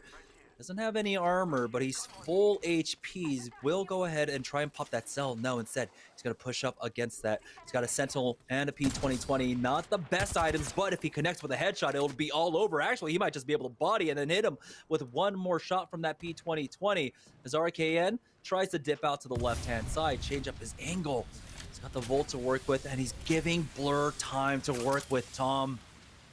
What a fight that we have here. If he can get this med kit off, that's going to be huge. Both players going to enter this one full shields. If that's the case, you got to give the advantage on over to RKN. Picks up an Arc Star and chucks it over. Is that going to hit? He gets the res off. It's going to do a little bit of damage behind him, but a great shot there. Going to rip for 50. Love the way that Blur's playing this one. If he can hit one more shot, that should be it. And I'm shocked that they took this fight to him again. Yeah, now fighting on top of the train. He pushes up. He's got the Volt out. That's the last mag for him, but he's done enough damage, has he? He's got the alternator out. Now he's down to one shot left, and there we go. Finishes him off, but the third party. No. It was actually, no. I forgot that Keon was res, and he was still in this fight. Oh, RKN. It was just found that Arc Star too late. Wasn't able to stop the res. They're going to be able to recover this, and, you know, third time's a charm for Watson, Blur, and Keon. They'll be able to walk away with this dub. TSS, what does that stand for? I have no idea, but these guys are psychos, absolute psychos. Are you crazy? Going and challenging again after getting 50-50 and losing. They go and win the fight this time around. They're trying to get kill points. They're trying to steamroll, and they're extremely confident. We saw them do that in the Nerd Street Gamers tournament. Jamerson, they went and just contested every single time. It didn't matter if they were getting 50-50. They're trying to practice these. They want to try to make a statement for themselves. They want to be respected by these players, and that's why they're doing it. They're showing no fear, and I like that play style if it works out for you, but it's a scary thing to do again. Why? It slows your rotation down. It's risky, and you lose a lot of resources. So we'll see if they can recover. Yes, nice 3 kill points. You do get that respect, but get even more respect if you win the game. Yeah, and last time we saw them, you and I, it was his Watson that was almost clutching up every single time. This time around, though, Blur was able to hold it down for the squad. LCP, though, getting bullied out over here. As they were trying to make the rotation up to the north, we saw we do have the ring information coming up from Peach himself. I'm going to go ahead and pop this portal early on, as Peach is the only one that's going to really take it.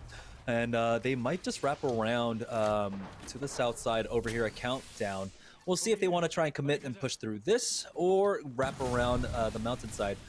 Right now, it's all about playing it slow, making sure you get to the late game. A lot of damage coming through onto Peach. He's going to be forced to pop that cell.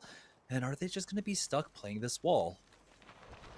Yeah, it looks like it. And I don't think this is a spot that you go and look and say, hey, guys, let's go and hold this right here. So they're kind of forced into that spot as we look at the team getting in a fight on the outskirts over here on the tree side. It's going to be aim assist, not OP. We saw them getting top 5 in the previous game. Meanwhile, Z Davis and squad, they're fighting over here as well. Already a knock onto Exile. Rambo gets a knock as well. This is going to be Saucer and the Flying Drones coming in onto Exile and Oso rated. Let's see if Z Davis and his team can do anything. Gibraltar Dome's down, so he had to go and make a run for it. Now it's just up to Z Davis.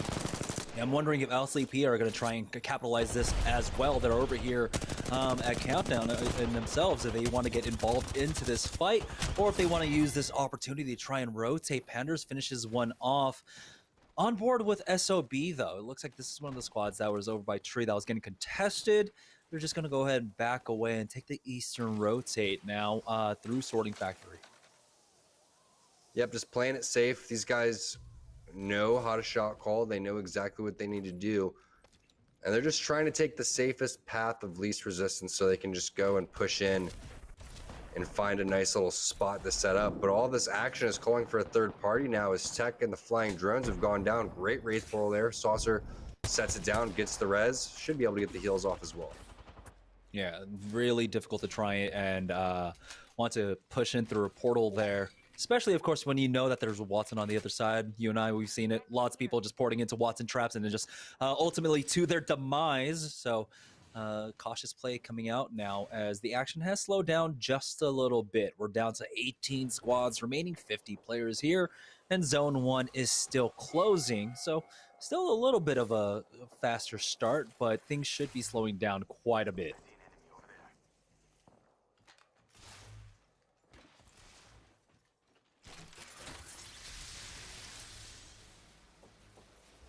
Yeah, this is the swing game too, so it's really important for these guys to make sure that they're having a good start here. You don't want to have 3 bad games, and we saw what 1 good game can do for you with Peach, Lou, and his team. So they bounced back with a big one, 21 points in game number 2. But curious to see what Zeratrick and his squad's doing, because if they can continue to add a couple more points on here and there, they did have a pretty great start, rocking 31 points so far. This is another team that's very deadly. You got to watch out for these guys. Rakanishu, Pickett, and Crummy, they love the fight, and they're taking on SOB right now.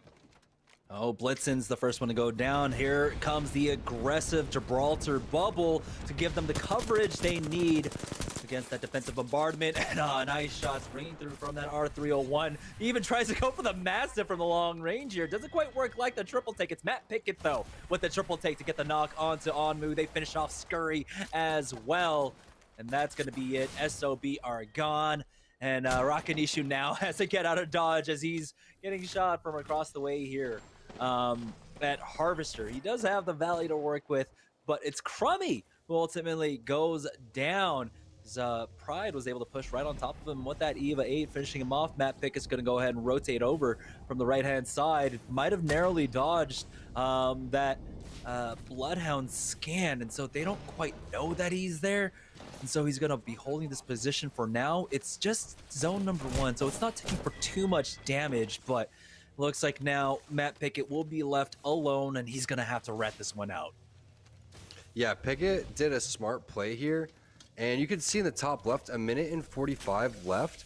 If these guys continue to rotate straight ahead, he may be able to get these tags and res right behind him in zone number 1, and these guys can get their guns and armor back, and you can see how fast an audience squad are moving. But unfortunately for Pickett, he doesn't have all that information that we have, because we could see their screens. So it's pretty common for teams to over loot there. It doesn't look like Solafide is going to be one of those teams. They're going to try to push out as fast as possible because they realize what needs to happen. And now would be the time for Pickett to go and check to see if he can get tags. And they need a big game here. You can't try to rat something out. So I wouldn't be surprised to see him go for that. But then again, the safer play would be to run and just try to get placement points. There's so much loot here for Solafide to pick up as well, but they don't have the angle on those boxes, and so you're absolutely correct. Matt Pickett looks like he's found the timing to work with. If he opens this door, he can't open this door. They know. They should know. They might actually turn around on him, but with 10 seconds to spare, he should be able to get him. There we go. Yep.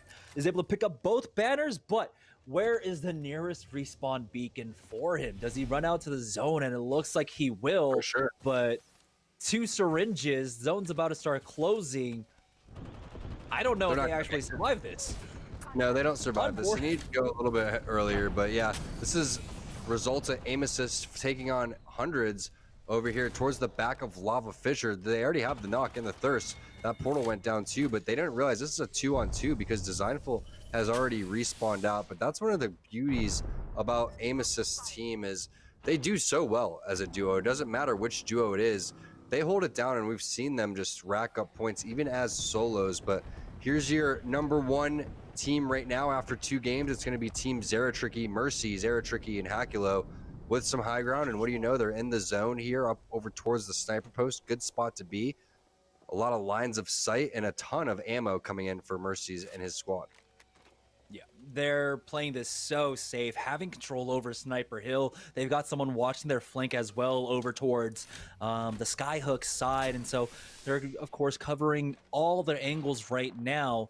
We know that on the other side of this, we got teams like Aim Assist that were just over there by Lovin. So they are trying to play for these early kill points as well. Back on board with Solafide, though, as they're now making the rotation on over. Looks like they'll go ahead and dip on over to Train side instead of trying to push over to the west, which I agree with that call. It can be difficult to push teams that are already over at Lava Fissure. And so now making their way on over to Train as the zone is closing. Got a lot of ground to work with, and it doesn't look like there are that many other teams to really contend against them right now. So it's just a free rotate for Solafide. And there's no worries here because you have such a good loadout on your Gibraltar. I mean, the triple take there, fairly loaded out, tons of ammo, Prowler in the back pocket. Both of these guns are amazing for using the shield and just racking up that Evo shield as well. But looking at Dirty Dan, that's going to be Kubsky, Rambo, and Protectful trying to set up over here. And they do have a nice little setup, but they're no longer in the zone. So they're going to have to inch across and figure out exactly where they're going to set up. There's so many different lines of sights, and we know how strong the sniper rifles are.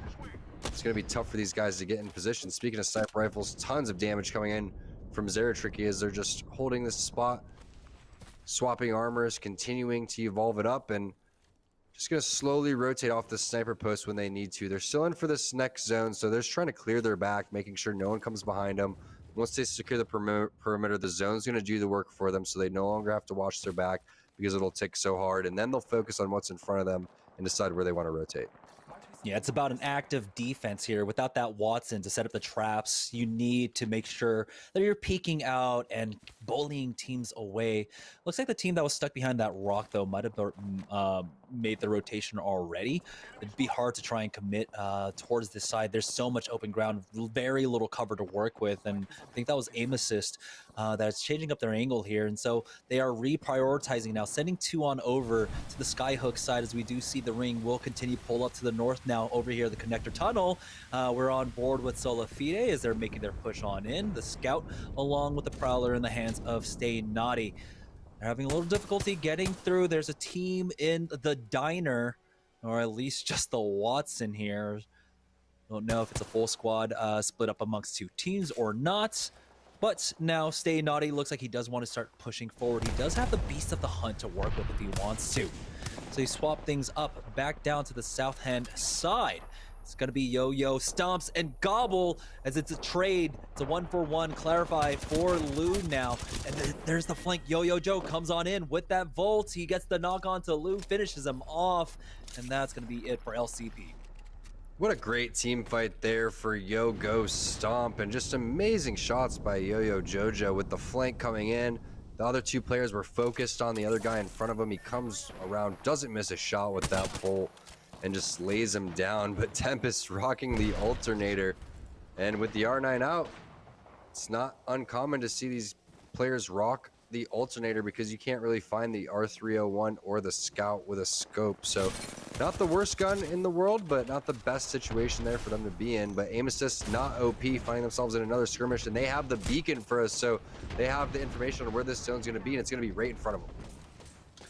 Yep, but they're already down to 1. They do have the bubble coming out here. And, oh, they finish it off. Bambino finds one more, though, as he jumps up on top of the box. He needs help, and he aims way too high with that Mastiff. They're getting dropped down on. Dracos will go ahead and back off here as it's TSS coming in now with some nades over the top. They're going to try and push forward off of some good damage, but nothing as it's eaten up by that Watson generator. His Watson up top will go ahead and throw down that thermite to go ahead and get these rats out from behind the box, and it's huge damage coming out from his Watson. 1-40 onto 2 separate players. Massive damage coming out here with the G7 Scout. How much they clean up? Rakanisha went down. Kubsky was able to finish that one off for them. We're now down to 11 squads as they want to finish this off. They're not going to be able to pick that up. Actually, no, Blur does. And so that's going to be a lot of KP going over to TSS. And now we're down to 10 squads remaining here as the action is going to really start picking up. They've got a team right below them. Watson is so close to getting that red Evo as well. Here comes the EMP. Wow, they're sending it here. His Watson going to drop down with the Mastiff. They poke down and don't see it, but it looks like another fight happened over here between THT. They have tons of loot in front of them, but curious to see what happened with that fight over where the EMP took place with his Watson and their squad. But this is going to be Zeratricky setting up again over towards the sniper post, pinging where they want to go, and there's the fight that took place. It's going to be Kubsky and his squad. Multiple players are weak. It's going to be up to Blur here. We've seen him clutch these moments, but a lot of his teammates are down, and they're going against a lot of good players right now. One player went down over towards the zip line. They realized that player's going to pounce back up, but the third party's coming in from the left, and you have that final player coming in towards the right. Now the Watson trap giving him some information to work with as he backs away But man, this is such a difficult spot for him to be in. We'll go ahead and pop that Q, try to survive for as long as he can, and it does get him into the top 8 at the very least for now. As he still survived, he was able to back away, but his teammates are going to get thirsted very shortly afterwards. It's Solafita coming in with that final, I guess, 5th party there at that point. And so Blur will get finished off by Pride, and now we're down to the top 7 squads here. As we have a lot of teams now over on the north-hand side over here at Skyhook. Yeah, this is pretty low amount of teams based on how large this circle is, but here comes the big fight. It's going to be up to We The People here with a nice bubble to advance on these players. He's going to start with the defensive bombardment and then maybe push in after that with the bubble. They are safe on this little corner, so it looks like they're just going to try to stay here, play the wall, use that in front of them. But the generator needs to come down. I'm not sure if they have that or if it's just, you know, on spawn right now. But great angles coming in from We The People. I love the defensive bombardment. There goes the generator. And now they can make a play and set up pretty here. This is so important for them if they can control the north-hand side at this point, as we see the ring pulling over to that hill that connects that area between Countdown and Skyhook. Now, the other side might just be a 2v3, as we do have a knock, or excuse me, 1 person dead, but they're not trying to rush this out. They know they have plenty of time to work with. They got 55 seconds here. They want to find a better opening than anything else, as they're poking out here, try to get whatever information they can, then just back away and retreat to their safe position. Yeah, it's going to have to be a portal play into a Gibraltar dome here for We The People. It starts with Bot Shredder, starting something probably around that 15-second mark. They're going to have to kind of scout out exactly what happens, but the one thing that needs to happen here is We The People cannot afford to get too aggressive and use this Gibraltar bubble. They need this for when this zone pushes. They need this for the edge, and you have a scout and a devotion here, so it's not the worst combo. You can lay down nice damage here, but once you get over towards that bubble, you have to bust out the devotion and then hip fire with the scout if anybody comes in your vicinity. Now we are on board with Zeratricky's team. Oh, never mind. We were on board with Zeratricky's team, but they just got wiped off the face of World's Edge there. And I don't know if they made it to top 5. That'll slow them down just a bit. Remember, heading into game number 3 here, they had a 15-point lead over the second place team now, as we're now down to 4 squads left. Pushing up now with the slow side of the circle is going to be certified. They didn't go for the port, as they were able to just walk that up. Actually, they did have the port set up for themselves, but there's the bubble. It's used a little bit early. They do have a truck to work with as well, I believe, along with this rock. And they've got to be careful. They have to clear their back. I don't know if they know that there's a team right behind them. Ultra Daigo goes for the peak. He picks off 2. And what a play coming out for him. That might have been the winning play for them, creating a lot of space now as they start pushing in. It's the final 2 squads. It's Solafide. They've picked up so many kills. Take a look at Pride. He's got 8. They've got red Evos and cover to work with. Big Thermite gives away their position. He's going to go ahead and toss in another one. Here comes a second, as they're going to try and chip away at this. This time it doesn't connect, though. It's going to be a full reset coming out from both sides now. But at the high ground position, they do also have the slow side of the ring to work with now. So we got the nice split screen here to really show off what's going on. Got a gold armor, and so Bot Shredder should be able to heal up pretty quickly. He's going to go ahead and pop the bat instead. No, the Phoenix kit for himself. Pride trying to get a nice high ground angle for his squad to really spot them out. Hits him with the R99. He has 1 clip remaining here. This final 3v3, it's going to be massive for either squad. We'll see who walks away with this win. We do have the early Watson generator coming out, though, for certified. Well, let's keep it on We The People's screen on the left side if we can, so we can see if his defensive bombardment's going to come up, because if it does in time, and they're taking the portal a little early, they were 7% away from having that defensive bombardment. They send it early and Muffins punishes them through the portal. All they had to do was wait for that defensive bombardment for the Gibraltar, and they don't have a Watson on their other team. They would have just forced an early bubble. Instead, they lose their resources and take themselves in a 2 versus 3. Yeah, now they go ahead and push forward off of this. They've got everything going for them. This time around, Daigo isn't going to be able to clutch it up. He will fall. Solafide will take game number 3, and in a massive way. I am really looking forward to see the final scoreboard here because they had so many kills. They had so many kills, Jamerson. Definitely by far the biggest game of the day.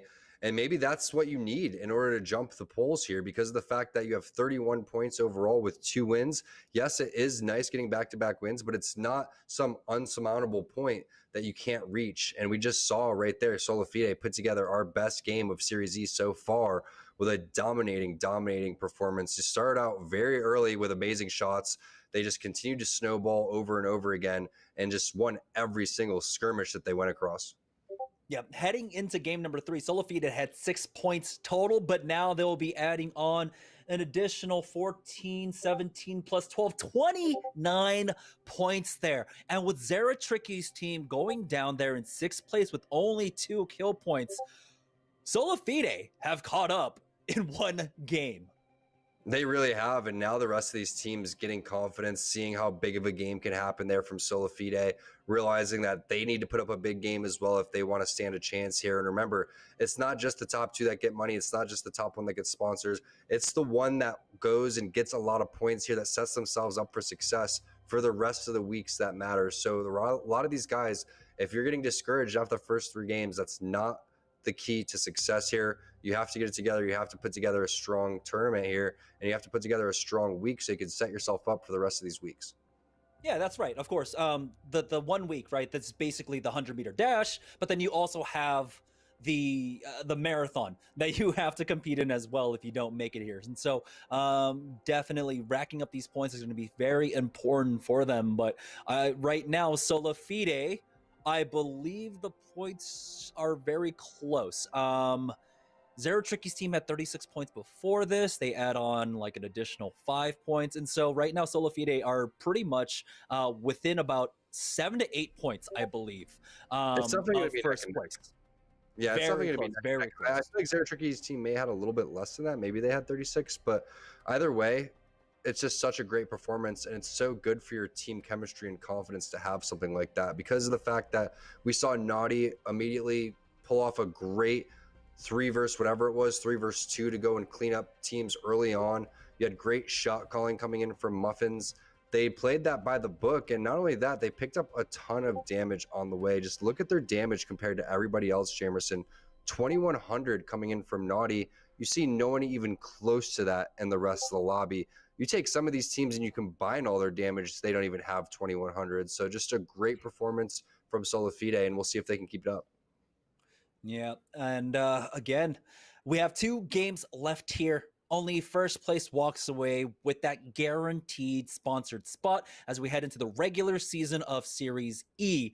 But what a great way to start it off. I mean, we're still only 3 games in. We still have 2 more to go, and it's not clear who could actually walk away as the victor. Zeratricky still in first place, it looks like, with 41 points overall, but Solafide with 1 monstrous game now are in 2nd place. Aim Assist is not OP, is in 3rd place, and LCP are currently in tied for 4th place with Dirty Dan and Flying Drones. Yeah, we'll see if the other Aim Assist team in here can go and step it up because of the fact that that's one of the favorites that I would have coming into this thing. So they've gotten third-partied a lot. They haven't gotten into their groove. They're very capable of pulling off a big game just like Solafide did, but it's just so important for a team like Solafide that didn't have that many points to pull off that big game at the halfway point. And it's surprising to see some of these other teams sitting in 3rd and 4th. It's really great job by them just playing these zones and coming in and winning a lot of team fights. I mean, the team fight that we saw where they took out Lou's team, I believe it was, I can't remember who it was. It came around, just played that so well. Yo-Yo. It was Yo-Yo that just came in with really clean shots as we take a look at some of the replays that are going to happen. I'm sure we have nothing but clean shots going on throughout. And it's just really impressive to see the way that Solafide rotated, not in a great position, fight their way through everybody in the lobby. Yeah, they really did. Basically, rotating all the way from the south on up, and every single rotate they made, they ran into a team here. This is the fight that you were talking about just before. Yo-Yo Joe able to get that flank, rotating around to the bottom, and finishing off LCP. And then aim assist not OP, who are tied for top 5 right now, just got themselves stuck in a very bad position here. There are teams on the high grounds. They had to just back away off this. Instead, they committed really hard. And we had teams just kind of waterfalling and just continuing to drop down on them. Yeah, this was a tough spot. It was great shots. I love this play from Bambino. He was predicting the push up over towards the top, but TSS did fantastic here by laying down a perfect thermite for his Watson. You see that player coming in for the armor swap. It's not going to happen. Poor Pickett and Rakanishu just getting picked apart from the high ground. They thought they were safe behind the boxes, but his Watson was not having any of it. The perfect combination there to get these guys out from that area. But while that's happening, you could see pride killed, pride killed, pride killed in the top right. And that's what we saw a majority of the kill feed. Solifide with a big, big game.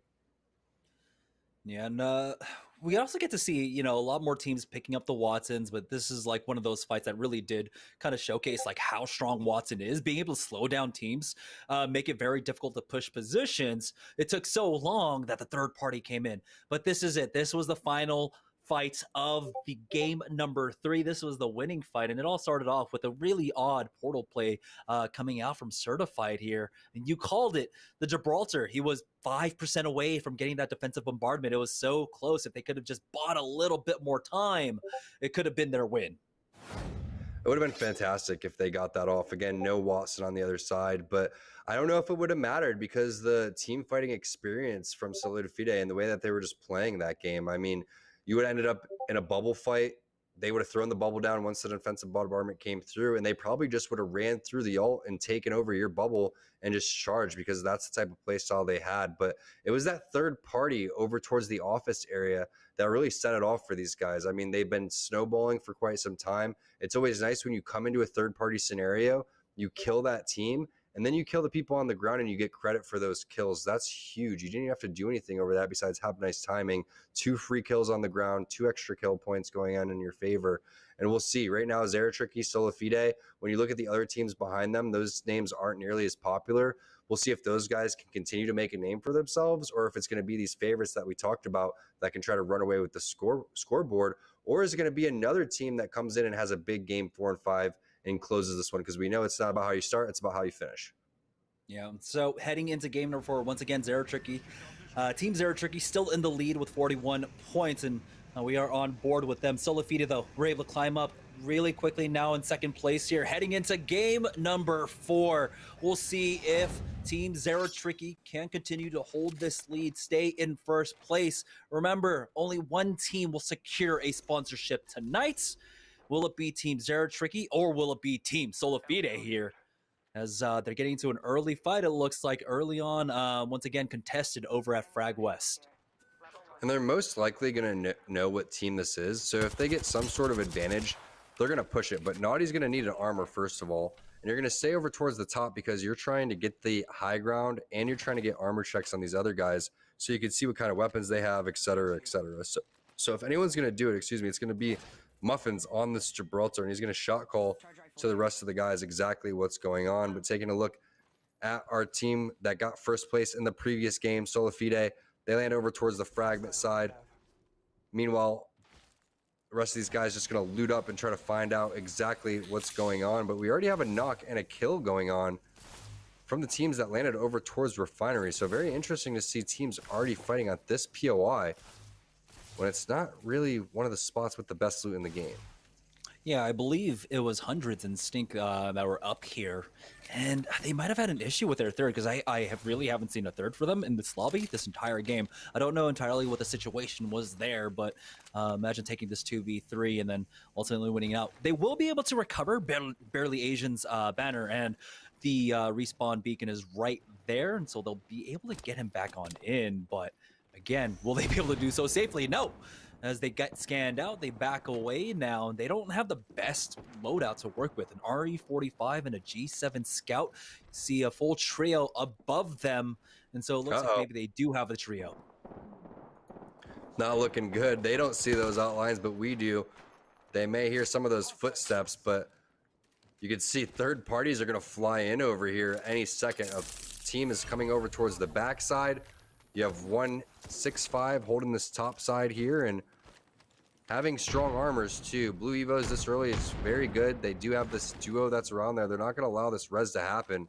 And that's the smart play. You can see Jamerson, the zone isn't extremely far, so they can afford to go and take this fight and not really worry about it too much, especially because they have Gibraltar and Bloodhound. They're just going to be playing the edge of it.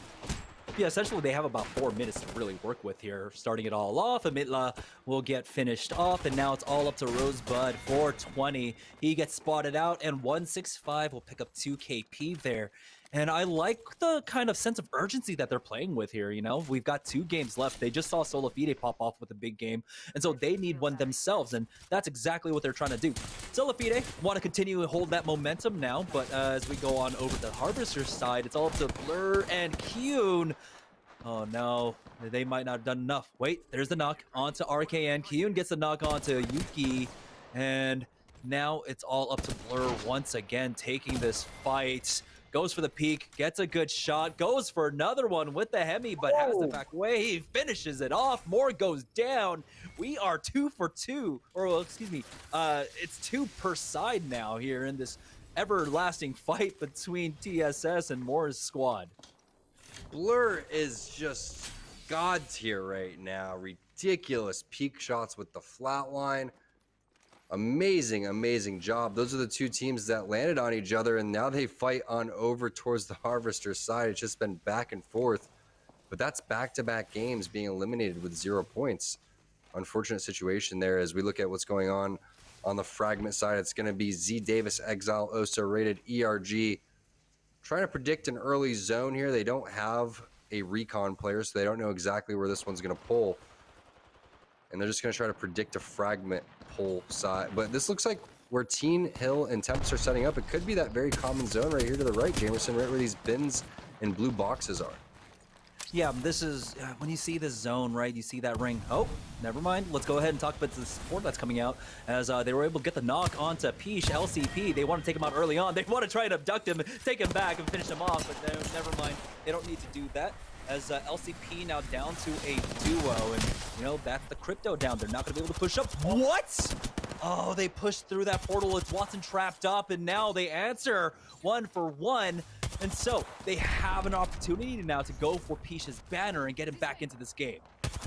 And this is such an important fight because we know where this zone is pulling, but look at the Cat's Cradle on the portal there. So surprising to see them go and try to push through that one, but they do get the banner on the right side of the screen. Bubble's going to go down, and they're going to try to go and get that res downhill towards that house. If you're familiar with the map, you know that res is probably going to be the closest one, but a team most likely going to be set up into that house as well, coming across from the sorting factory side. So we'll see what happens as Lou, Clarify do have Peach's beacon. We'll see if they're going to be able to get the res on them. Meanwhile, another res has to happen on the other side, but other teams setting up over towards the Fragment side.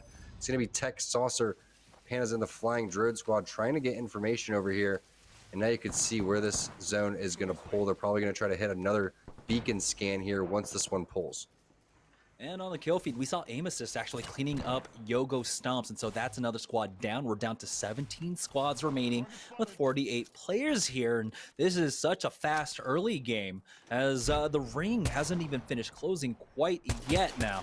As it looks like Aim Assist not OP. We're trying to hunt down the duo that were looking for the res, but we'll see how hard they want to chase after this. They're in a pretty good spot. Of course, controlling this area, controlling the southern side of the map, and try to pick up KP that way. The G7 scout shots not quite landing for Dracos, but it looks like, yeah, so THT, they'll safely get away, and they should be able to get Teenage into this if they want to run even further south and go for the res. Yeah, I like this positioning coming in for Dracos. He's going to be able to almost get the knock there. I think he did. That's going to be on to Blitzen. Meanwhile, Pickett's going to get one on to Scurry. And Bambino's going to finish it off with the triple take. So all hell kind of breaking loose randomly on this tree side as teams have all rotated from the dome, lava side, and possibly from sorting. Realizing that they can't come from the fragment side, they're going to have to make their way over towards this right side choke. But unfortunate for Rakanishu that he gets taken out and thirsted there by Dracos with the long range scout. So Dracos putting in work also one of our top 5 teams, continuing to really make a name for themselves. We were wondering if they're going to be able to keep it up, and it looks like they are. Yeah, Matt Pickett does have to back away. They do have the res to work with, and so this is completely safe for them now. Now, the question is, when they see the respawn ship coming in, does any team push off of it, or is this pocket like just too hard for a team to push in? Back on board with Solofita, though, they are basically center zone as they're actually playing towards almost the overlook side. It's aim assist now, though. Designful as the kill leader over here at Harvester, as no teams are currently around them. And off Pathfinder as well. It looks like he switched on over to Bloodhound. Oh, nice. Again, we talked about it at the start of the broadcast, right? Pathfinder basically, he's been sent to the orphanage. No one really wants him now. He's very rarely used. And again, when you have 2 other recons that offer a lot more to your team in the Crypto and in the Bloodhound, why not just run them instead? On board with 165, who did have the early fights early on, we saw over by Refinery here. So the Beast of the Hunt was popped for nades, as he'll have another scan coming out shortly. And it looks like this team wants to try and play it a little bit faster, try to find some kills, but the mid game going to slow down just a bit here in this lobby. Yeah, everyone want to try to pick up some early kill points, and it looks like Aim Assist is the team to do so. And they're going to try to find some more big kills here. It's going to be the Beast of the Hunt coming in from Designful. They know what they're capable of. They know they're one of the stronger team fighting teams here, but they haven't found themselves in a good position because of the fact that they've been getting third-partied so often. So looks like their idea is just a full send right here, but there it is, the triple take coming in. Saucer gets the knock on the Gentrifying, and now Designful having to play support here, wondering exactly where those shots came from while he's taking damage as well. So you have to keep your head on a swivel up on top of this rock as everyone's starting to collapse because they realize exactly what's happening as the Gibraltar res does happen. And maybe Amos is going to rethink about crossing over because of the fact that all these players in Fragment are just scoping them out with sniper rifles. Yeah, great shots coming out to just try and slow them down. Let's see on the kill feed, Zeratricky picking off 1 onto Stink. And so this fight is taking place over at Epicenter. And like I said, there's plenty of time to work with, even though the zone is going to be pulling down to the south now. Mercy only, he's got the longbow with the Skull Piercer and the Havoc with the Turbocharger.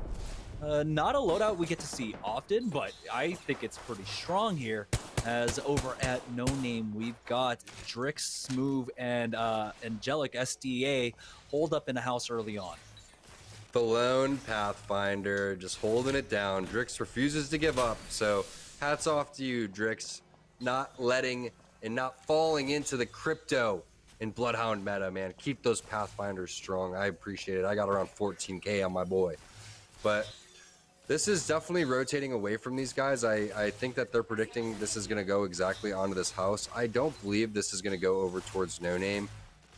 If it does, this is probably the best house to do and hold, but you are going to have players all set up around you. When this one does end, typically it ends right on that respawn beacon there, Jamerson. So if that's the case, I would just expected more teams to be over there.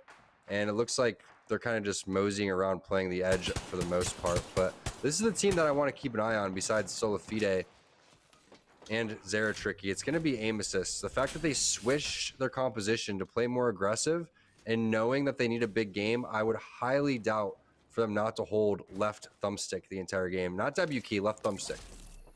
And their positioning is so good here. They want to gatekeep to the south, and so using these scans to really get the information. They know there's someone to their southeast. They know there's a team in the rotunda on the other side, but that's just a position you can't push from here. You wait for the zone to pressure them instead, as long as the ring pulls away from them, of course. Try to use that zip across. It's basically suicide. And so now take a look at how much space Aim Assist are controlling. They've got this entire compound under lockdown.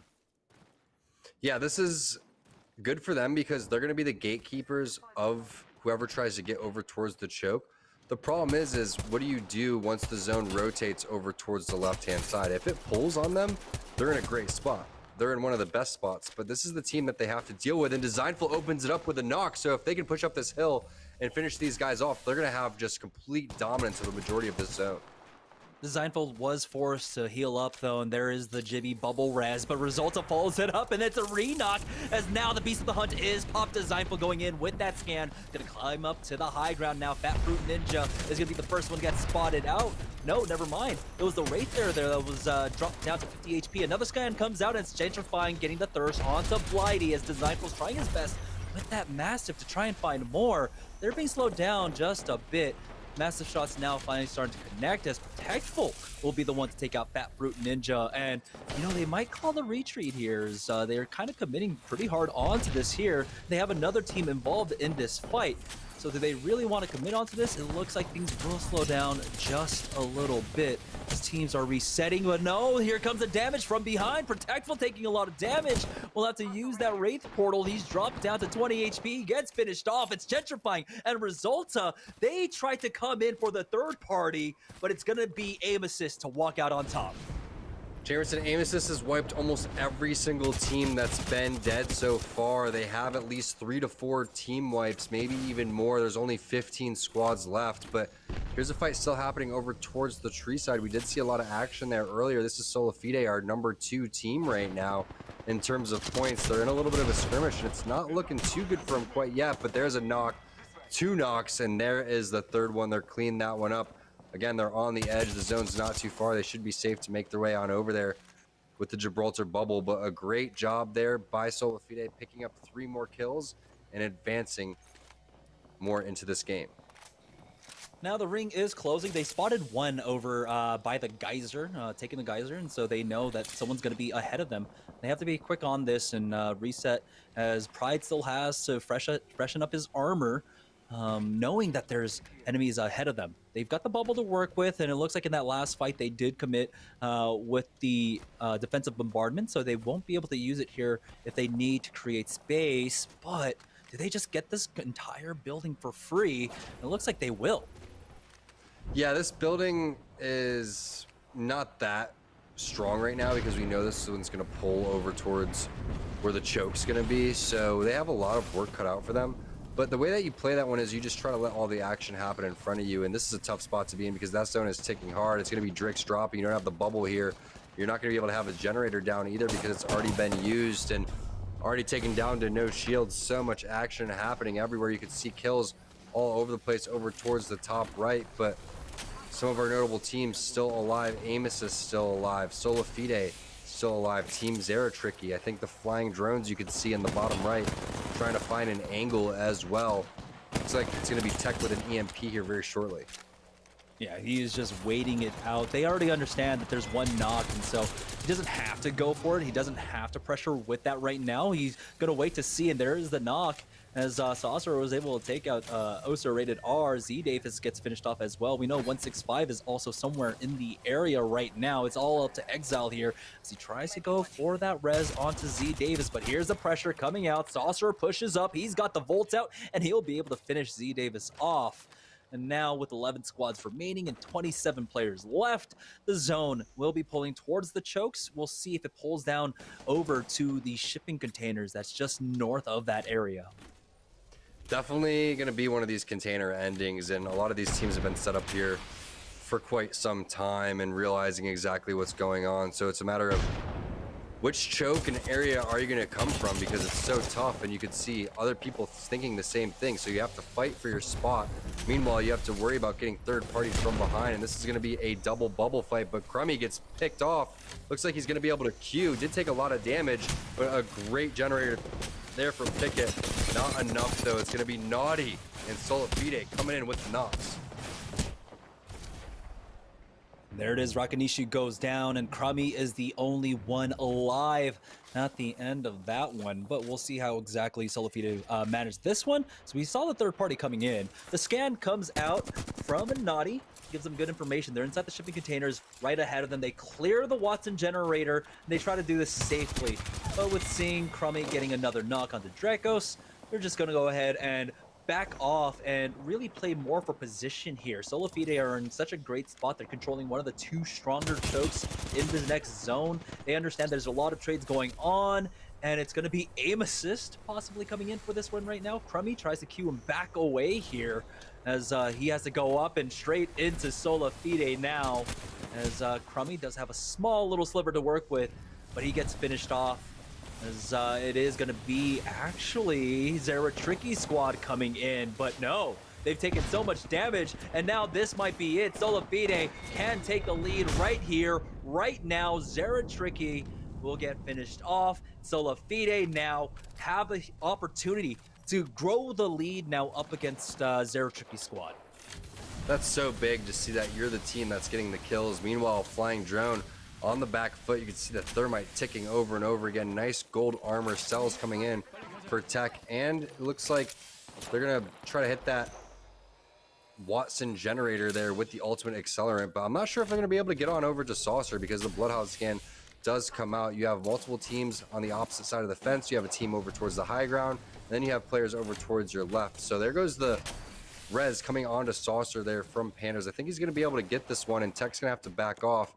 Mainly, they're going to watch their left side, knowing that there's multiple teams over towards the front of them. So it's going to have to be a nice EMP play from Tech. They're going to have to get inside a drone form. While that's happening, the other two players are going to have to watch his side so he can gather information for them. Sola Fide, they've got the southeast side to themselves right now as they are creeping up. They do have Pride's portal to work with as well.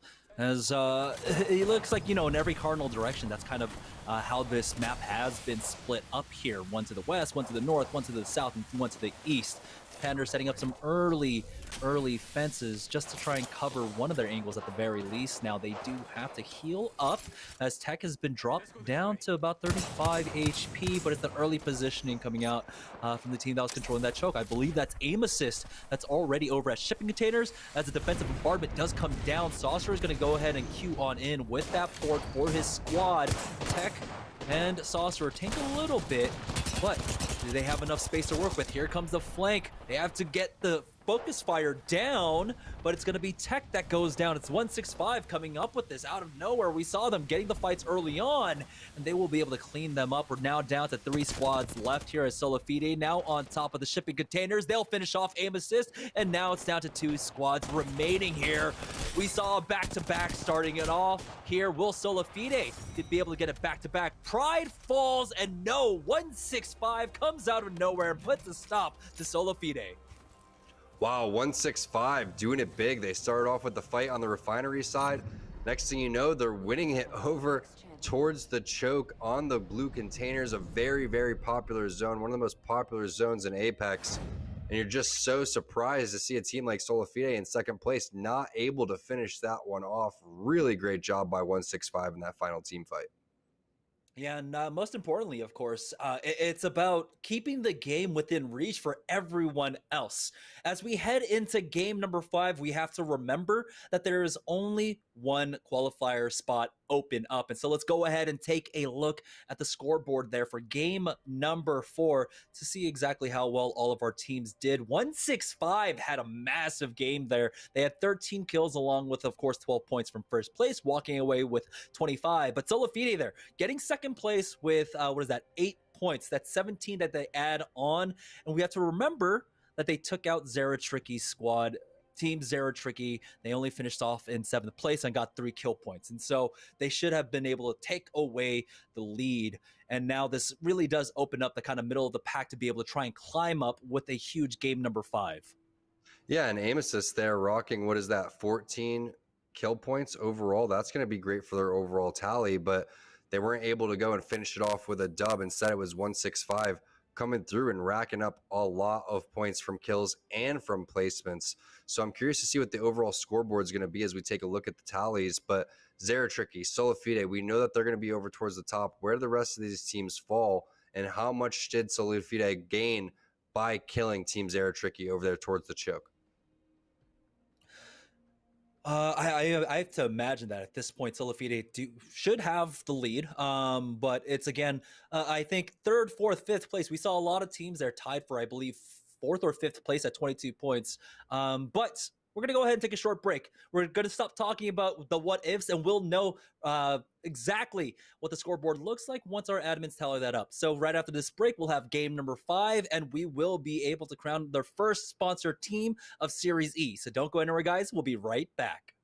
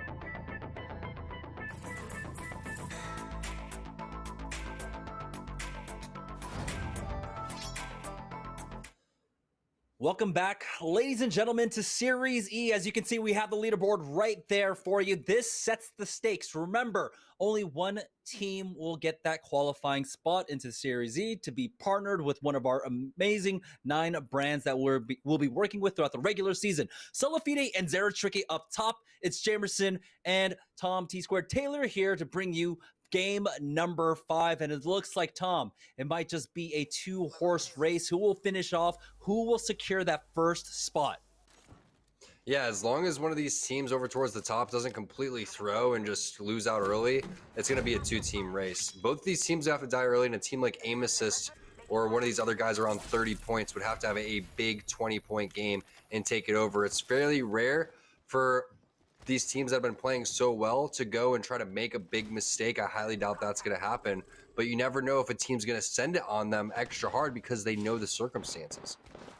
Naughty started this fight off. He's already got the knock, I believe, onto 1, and they began to do these fights. It's going to be Clarify going down next, and they finish off LCP. Solafide now already with 3 points. They want to grow this lead. They want to secure this up against Zeratricky squad.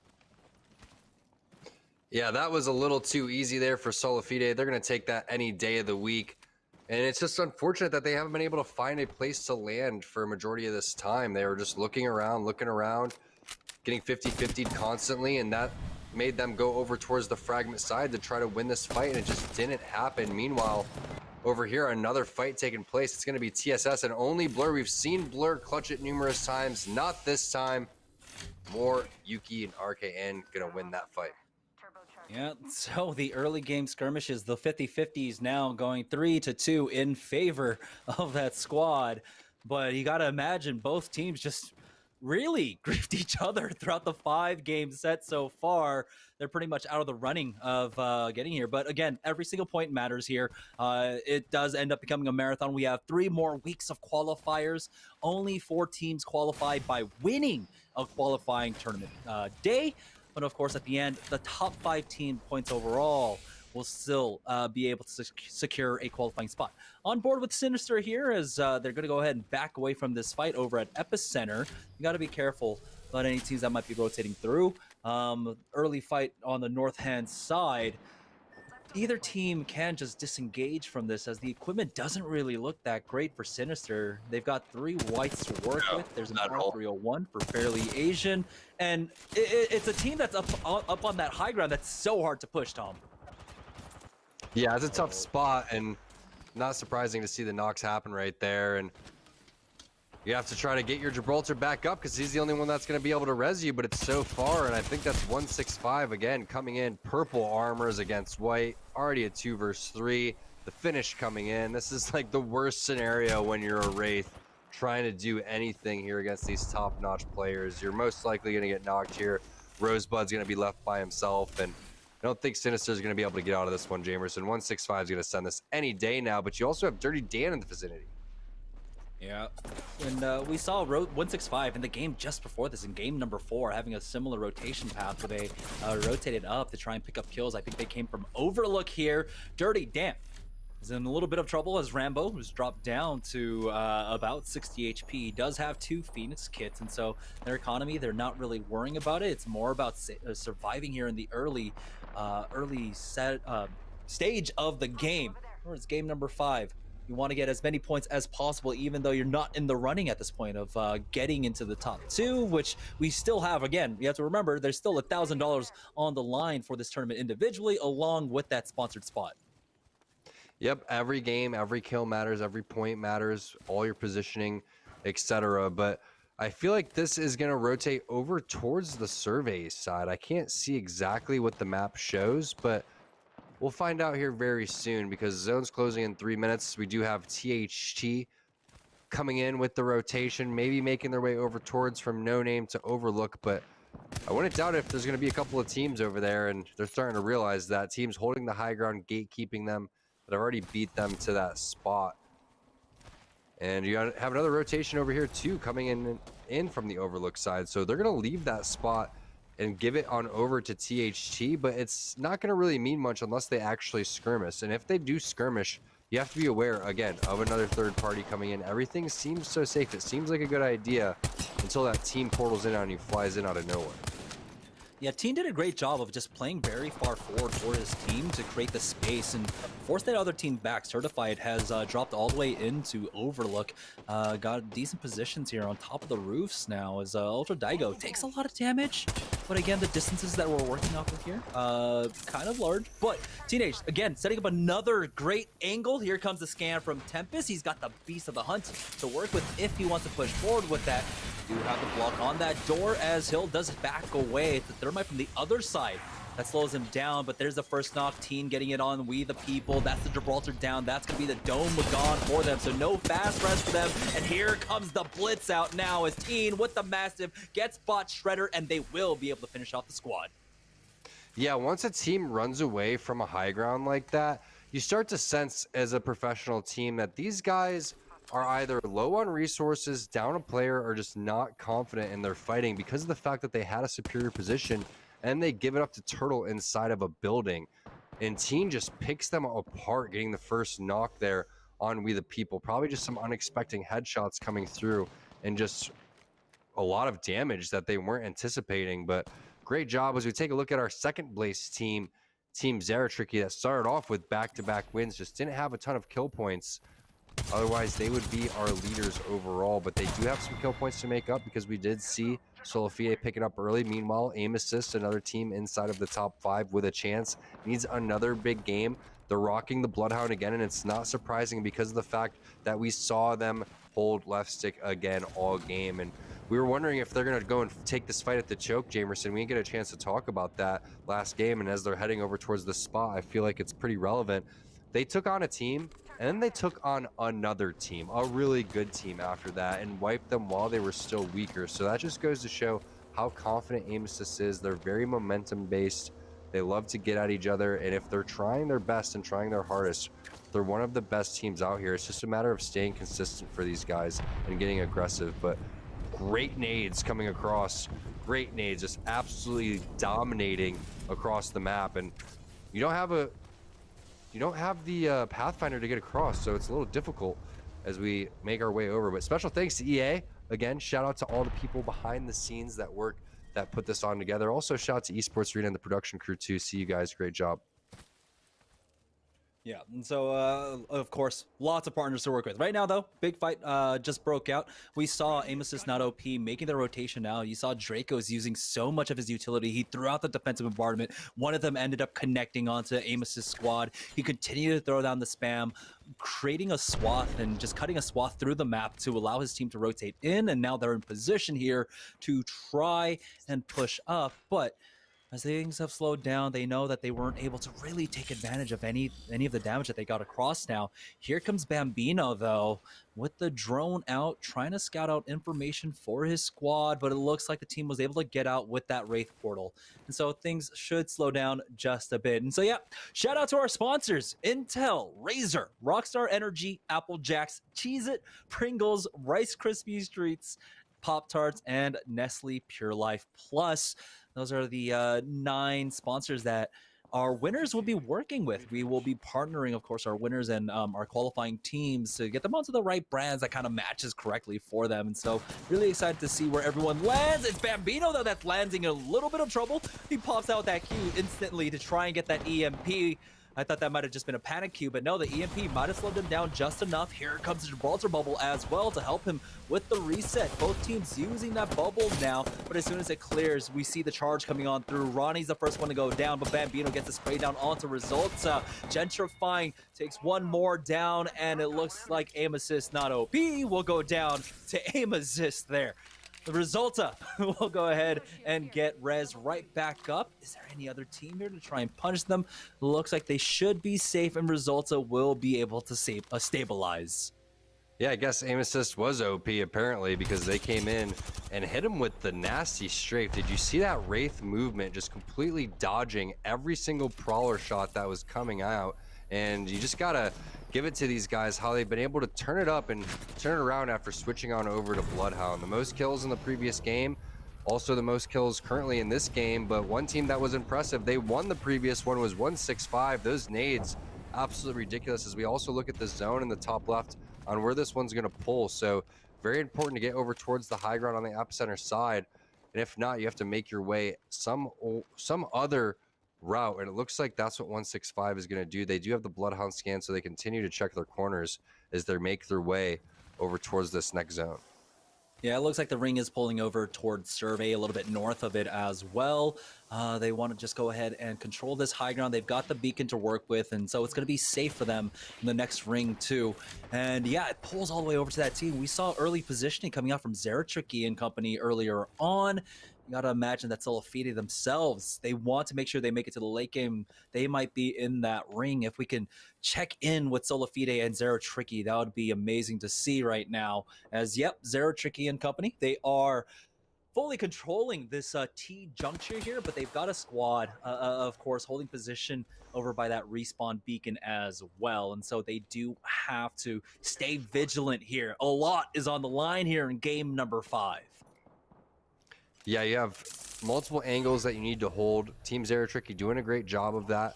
I love the Hemlock here with the 3x. And also when you have that purple mag to boot with a gold stabilizer, makes this thing extremely strong and potent. You can hit him with the burst fire. You can hit him with the single shot. It got buffed in the previous patch. But sitting on a gray Evo means that they're not getting much action. They're not seeing much action. And this is what they kind of struggled with while they found success in the first 2 games, is finding themselves in the final zones, but not getting enough kill points on the way. If they were able to drop big kill games, it'd kind of been a no-brainer for them to run away with this one, but they just have to wait for the game to come to them and play into their play style. You don't really want to force anything. Talking about forcing, there's a fight out. It's a 1-for-1 exchange as Gentrifying is able to answer back up against Fat Fruit Ninja, but Farmer Lucas comes in, and now it's all up to Gentrifying here. He does have the port, but he might have the space to try and get that res back on over with Zeratricky's squad. We were talking about the map changes and how the train tracks have been changed up so massively here. It becomes so much more difficult to try and hold this tunnel in particular. It used to be a lot easier, but with the entrances there you see on the south side, you have to stay a lot more vigilant. But Mr. Hakulo starts it off, getting a knock onto Pride. This is massive for them. Yeah, we got to keep a look at this fight because of the fact that Hakulo just opened this one up so big. The 2x on the 301 cannot be underestimated. It's so strong. If your tracking is good, you can completely one-clip people as fast as you did with the R9 before it gets vaulted, but from a further range, and you just don't expect it. So great job. And we were talking about the map changes. You were just emphasizing that a little bit more to piggyback on that. It makes it so nice to get into these skirmishes because of the head glitches. And it's so fun the way that they designed this map. So again, shout out to EA for the changes that they made in Season 6, because this part of the map just became so much more fun and more importantly, balanced. That's what you want to see in these type of games, is just balance. That's why all these guns are so good. The strong ones have gotten vaulted. My favorite guns, R9 PK. Rest in peace to them, but there's still so many other great guns in this game, and you can pick them up off of the packages as they should be because they're just so darn strong. But Triple Take, again, has gotten strong. The Prowler, which this guy has here, Amaze, has gotten stronger because of the fact of the changes that we just talked about. And the Prowler was strong before. It already was, but now it's just become that much more viable. We got 12 squads here remaining now on board with Pride. It looks like he was actually picked up, and that's why I thought it was so massive when Pride got knocked by Mr. Hakulo. But on board with Tempestine and Hill, THT, as they're over on the survey side, they'll be able to recover. Here's the Beast of the Hunt coming out from Zeratricky, as again, that red outline is going to be massive for him. He's doing so much damage. Protectable goes down. It's up to Kubsky now and Rambo to try and hold the line, but Protectable will go down. Now they are down to a duo, and as this ring closes, this becomes easier and easier for Zeratricky's team to hold. They no longer really have to worry about the western side. Now they can refocus, of course, on the east and the south part of this map, as I highly doubt that a team's going to try and rotate from the west, taking that ring damage. If they send it on this and win this team fight, it's going to open up the map big time for them. But you do have pressure coming in over here. Gentrifying, they're coming in on the other side as well. So watch out for these guys because they have Prowler in hand and Scout. This is the very popular aim assist combo that we see these guys rock. They normally have 2 to 3 scouts or brawlers on their team at all times, and then maybe 1 Mastiff in the back pocket. But still plenty of ammo here, 130 for Zeratricky. Hopefully for him, he can find some more resources off of a body, or maybe get the kills to the left and try to get back into this one and take back over the lead that they had before. But it's Pride starting things off with a big PK, getting into Wraith form, and Naughty gonna get the knock on the Pandas. Yeah, he dodges the defensive bombardments, go right back in with the PK. Massive damage coming across, and Solafide now control the south side of the map here. And you know, there's an opportunity, there's a chance for them to actually run into Zeratricky's squad, who are still holding inside that tunnel. We see the ring pulling away from Zeratricky. Moves have to be made, and it doesn't look like they're going to have an opportunity to try and get out through here. Do they go to the south, or do they just kind of barrel through these Watson fences in front of them? It looks like, honestly, Jamerson, it looks like they let that team get the res off, because the res beacon looks like it's gone now. So I'm not sure if that's the case, but I feel like they were so timid to send it right there. But now the zone's closed even further, and now the chance of getting third party when you send it on that is even higher. They need to clear out Protectful's team over the left. Meanwhile, Solafide landing some big grenades over here on the team behind the box. Now it's a sandwich as well as Zeratricky's team coming in from the north-hand side. Here it is with the R301. Almost got the knock, but now Hakulo pushing forward, going over to the right-hand side, but he wants to play this a little safer. They know, again, these are the top 2 teams, Solafide and Zeratricky right now, competing neck and neck. They are in the first and second place position, but only one team will secure the sponsorship tonight. The sandwich coming in very slowly here, but it looks like both teams are going to commit to the inside tunnel. We've got 3 teams involved in this fight, though, as right now Hakulo trying to find any damage, not able to connect quite yet with that R301. He's waiting for the rest of his team to come in now, but the zone will start pressuring them. The bubble has already been used, but they've got a lot of cover to work with. Do they have a pocket? Do they have cover here, as the zone is going to force them out? And it looks like they do have this big box to work with right now. It's Solafide on the other side. Mr. Hakulo taking a lot of damage here, as right now they're resetting. Space is there. They're going to be able to get themselves off. They're detected by the scan. Here comes an aggressive Gibraltar bubble. It's gentrifying Ashley coming in. It's aim assist as they trade away. Mercy only for results. Zeratricky going down, and that might have just been it, as Resulta and and aim assist are going to be able to clean that up, and Solafide allow them to do it. They must have taken another rotation path. Crazy to think that they don't get pinched there, and then aim assist just opts to send it immediately on that fight. I thought if they held them off long enough on the Zeratricky side, they would have got third party. But like you said, Jamerson, that team just dipped. They left. They went to go play the zone, because this did move fairly far. 30 seconds left and allowed a ground to make up. But that's huge for aim assist. They can take out the number 2 team and possibly have a chance to win this one if they can find Solafide fast and mop the rest of this lobby. I'm not quite sure how many points they have. It could totally be possible, but Solafide did rack up a decent amount of kill points because of that, and the top 10 placement here. If they do end up getting a top 5, I think it's going to be aim assist in second place. We have 7 squads remaining, 165 with a great high ground here. They've got slow side of circle to work with as well, so they can just walk this in. We have Solafide trying to gatekeep up against aim assist there, but again, it's just about trying to slow them down, as now the ring is closing. They've got a little bit of a high ground to work with. They see the ticks on the red Evo shields, and they need to watch their back. It's the port, though, coming in that gets them right underneath the building along with that bubble, and they're pretty safe inside now. They'll let the rest of the lobby really do a lot of the work for them. Solafide getting closer and closer to try and clutch this up, but they get pushed. It's aim assist. Clapping back aim assist will just wipe them off the map, and now you don't know. Well, if aim assist snowballs, they can win. If aim assist snowballs, they can win. We're not quite sure. The 3 early kill points from Solafide was absolutely huge, but if you see more squad wipes coming in, and aim assist knows the score, they know that they need to rack up a lot of points. They know who they just took out. Anything could happen here, but aim assist is going to send it no matter what. They took out first and second, and now they just wanted to try and clutch this up. There was a 20-point discrepancy between them and Solofide at the start of this, but they are picking up so many kills. Designful with another one, taking out 165's nades, and now the defensive bombardment will come out actually from the other side here, as they're not going for the quick res quite yet. As nades gets finished off, Amaze will go down as well, and it's all up to Strictly here. It's not going to be aim assist picking up these kills. They need to hurry on up. They do pick up the beacon, but to what extent? As Strictly is trying his best to try and survive for as long as possible. Aim assist, though, they're now slowing it down. Designful picks off a kill on to Strictly, and aim assist are doing so much right now throughout the entirety of this game. They've got the low ground reset to work with, and so they'll be able to heal up. Now they're getting closer and closer. We're now down to 4 squads, remaining 12 players. There's a team above them. And aim assist need to stabilize here as Designful's dropped down to about 40 HP. No teams pushing them quite yet.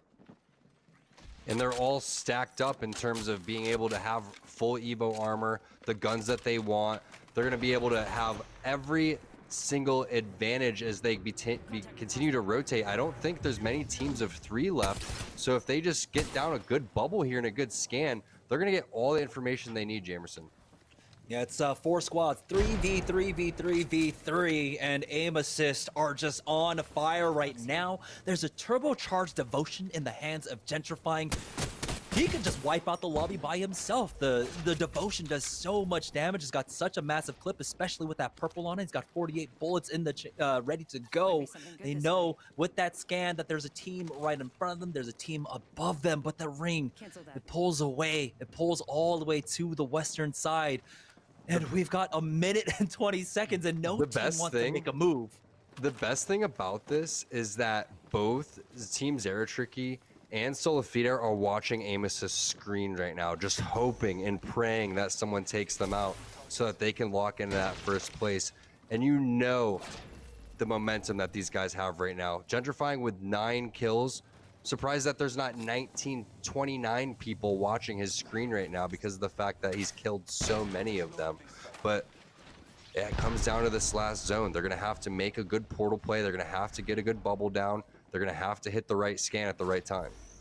Designful himself had, I believe, 4 kill points as well, and so that's 13 at the very least. If they can also clutch that plus 12, they might be able to do it. There is mathematical chance for them to sneak on in, get this big win, but up top, it's Dirty Dan controlling the high ground. There's a team below them inside the building.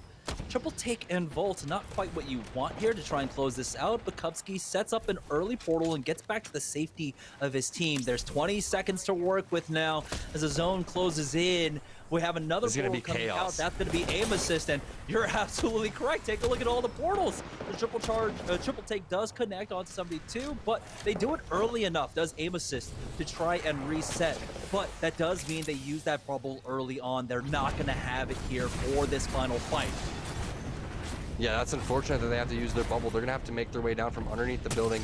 Everyone is focusing them for some reason, and there's the bubbles coming down. Gentrifying trying to play this one late. He's going to take the portal in late. A lot of damage coming through. The Q not able to connect. It's up to Resulta. It's up to Designful to try to do something. I'm not sure exactly what's happening because, again, it is just complete chaos. Exile in the final zone right here. He's trying to get an armor swap. He hits the red one. Who's left, though? Where is this final player? He's hiding behind the body, and that's going to be it. There was just so much chaos there. We need to see exactly where the dust settled, excuse me. Remember, aim assist came into game number 5, tied for 3rd place with 165, and they took out the 1st, 2nd, and, well, the other competition they're tied for 3rd with them. They were 20 points behind Solofide, but they might have just caught up on kill points alone. We need our admins to do this math because there's a huge opportunity. There's a huge chance that they might have actually been able to sneak in to get this qualifying win. And what a first game. Let's go ahead and take a look at the scoreboard to see exactly what happened. Aim assists were not able to get past 4th place there. But they made so 19 points. 19 points. So based on that, they were down, what, 20 points overall? It's going to be close. It's going to be close because you had 6 kill points going on. So that's a 13-point difference when you look at the kills. And is it going to be a 7-point difference from 4th to 7th? I don't think it is. I think Solifide may pull this one off based on the early kill points that they got. But man, if Aim Assist was able to win one more team fight, if they're able to get 3rd place, get a couple of kills on the way, that would have been huge for them. I'm not saying it's over quite yet. I'm not sure. I'm going to leave that one up to the admins, but it's definitely between Aim Assist and Solifide right now. And especially the way that they did it. Taking team fight after team fight, taking out the 1st place team, taking out the 2nd place team, and taking out the 3rd place team. Well, the tied 3rd place team in 165. We'll count it. How massive would have that been if they walk away with this victory? I am on the edge of my seat right now. I've been drinking a lot of tea. I've got a lot of caffeine in me. The energy is definitely flowing, and what a way to end the first week of qualifiers. You couldn't really have it any other way. I mean, it was just an absolute battle. It started with Team Zeratricky looking like they were going to run away with this one. Solifide bounces back. Next thing, Aim Assist switches off the Pathfinder, goes to the Bloodhound. It looks like they're going to possibly run away with it towards the tail end. They end up getting 4th place overall, and now it's all in the admin's hands to make sure that we get the correct scores out here so we can see exactly who's taking 1st place. And, of course, the rest of the scoreboard, because we know that the weekly points matter. And how important would this have been as well? We don't know quite yet what the results are, but Solifide getting this early fight in game number 5, getting extra kill points, of course, getting a nice buffer to work with throughout the rest of this game. But honestly, I've been impressed by so many of the other teams that competed today. We saw a lot of great fights. We're seeing a lot of new names really pop up as well. I mean, I want to talk about TSS. We got to see them a lot today, taking a lot of great fights. They were fighting more. 165 as well, taking the win in game number 4.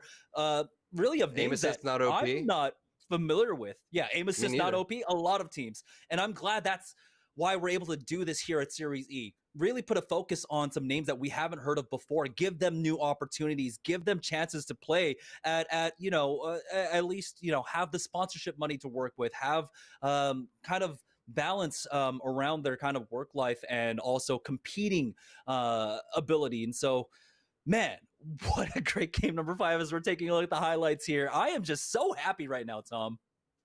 Yeah, and this was such a crazy scenario inside of the train station where we thought the top 3 teams were all going to duke it out.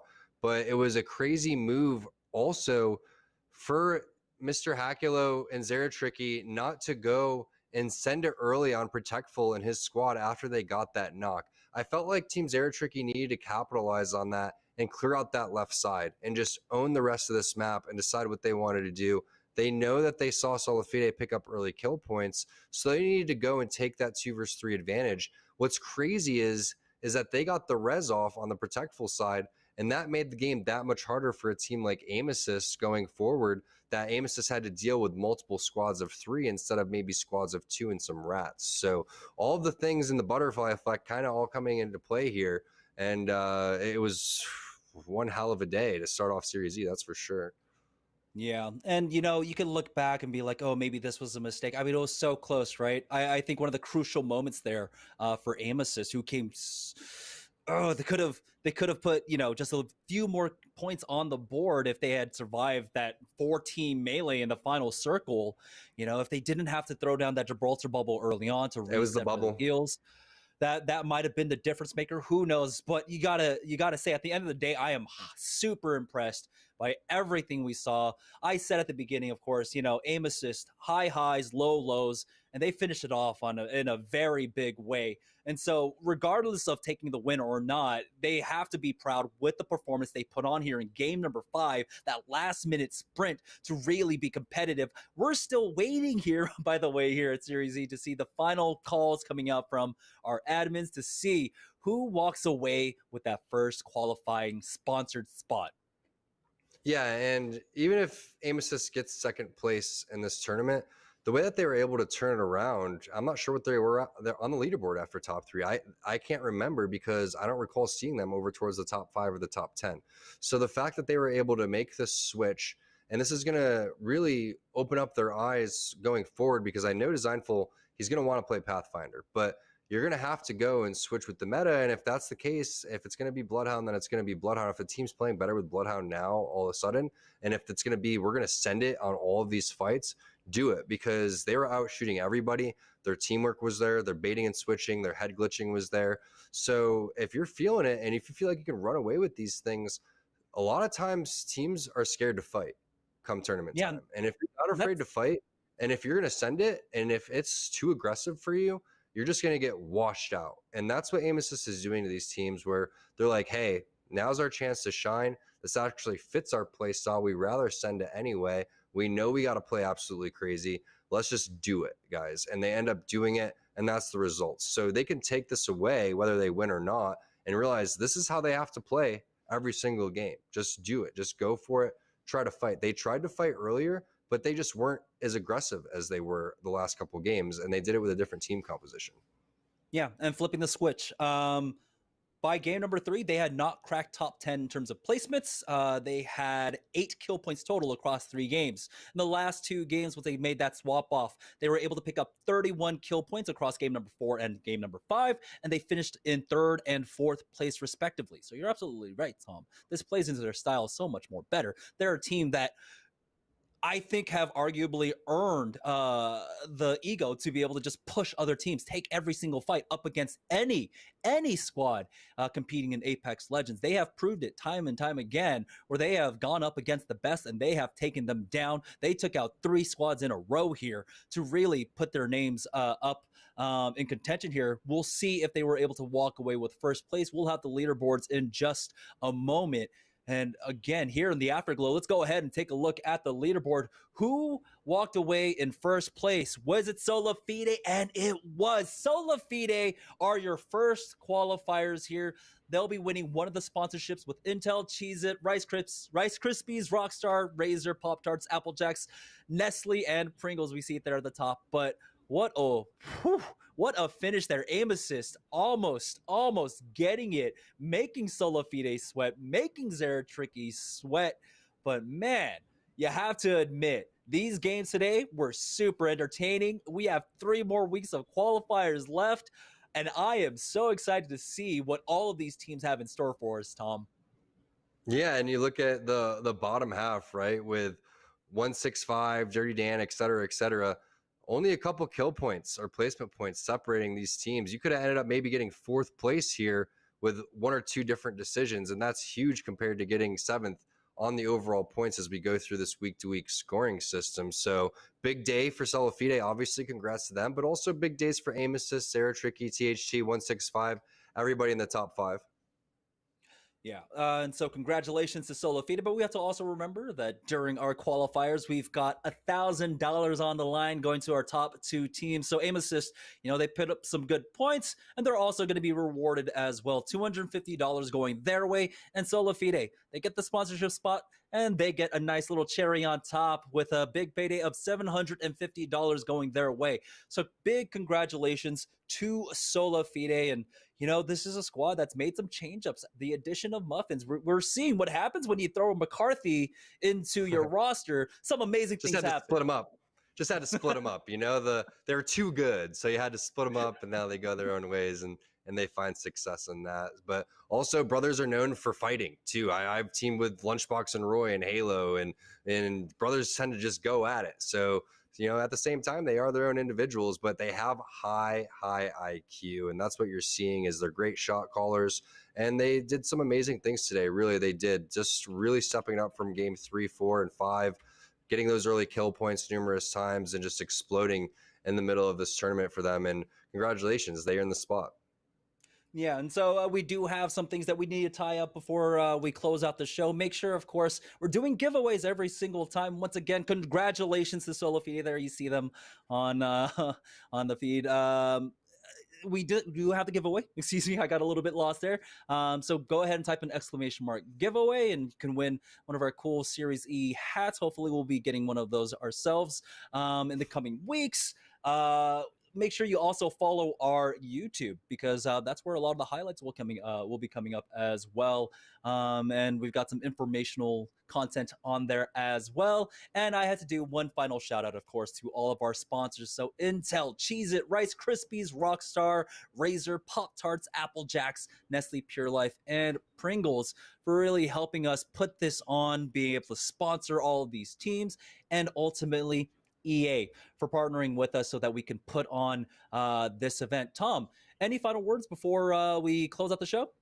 Yeah, thanks, EA. Thanks to the sponsors. Thanks to the production crew, Esports Arena, to all the fans watching, and especially all the players that put on a great show today. Great games, guys.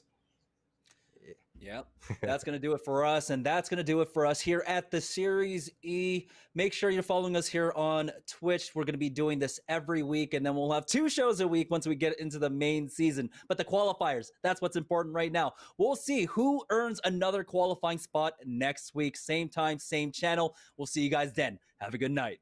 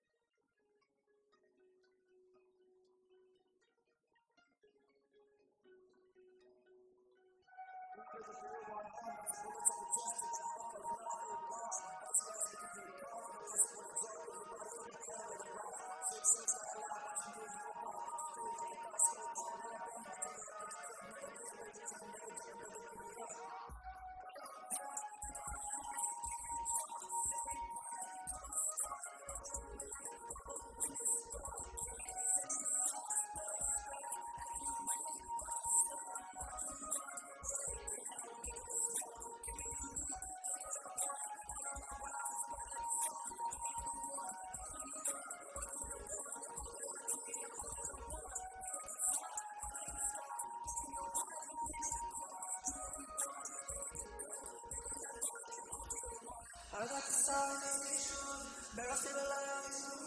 I'm standing there, standing stop. I got the sun, but I feel alive. Standing there, standing stop.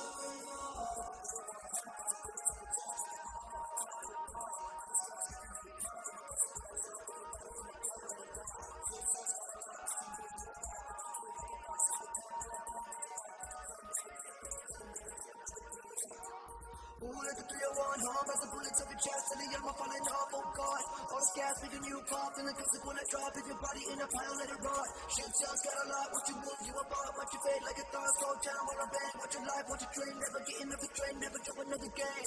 Yo, yo, yo,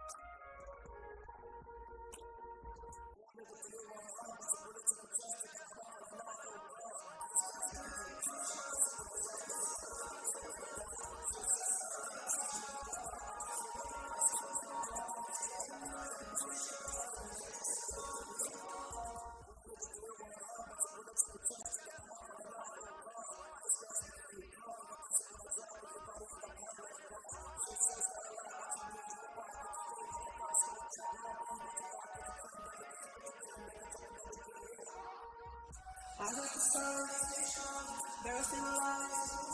I'm standing there, standing stop. I got the sun, but I feel alive. Standing there, standing stop. I got the sun, but I feel alive. I'm standing there, standing stop. I got the sun, but I feel alive. Standing there, standing strong.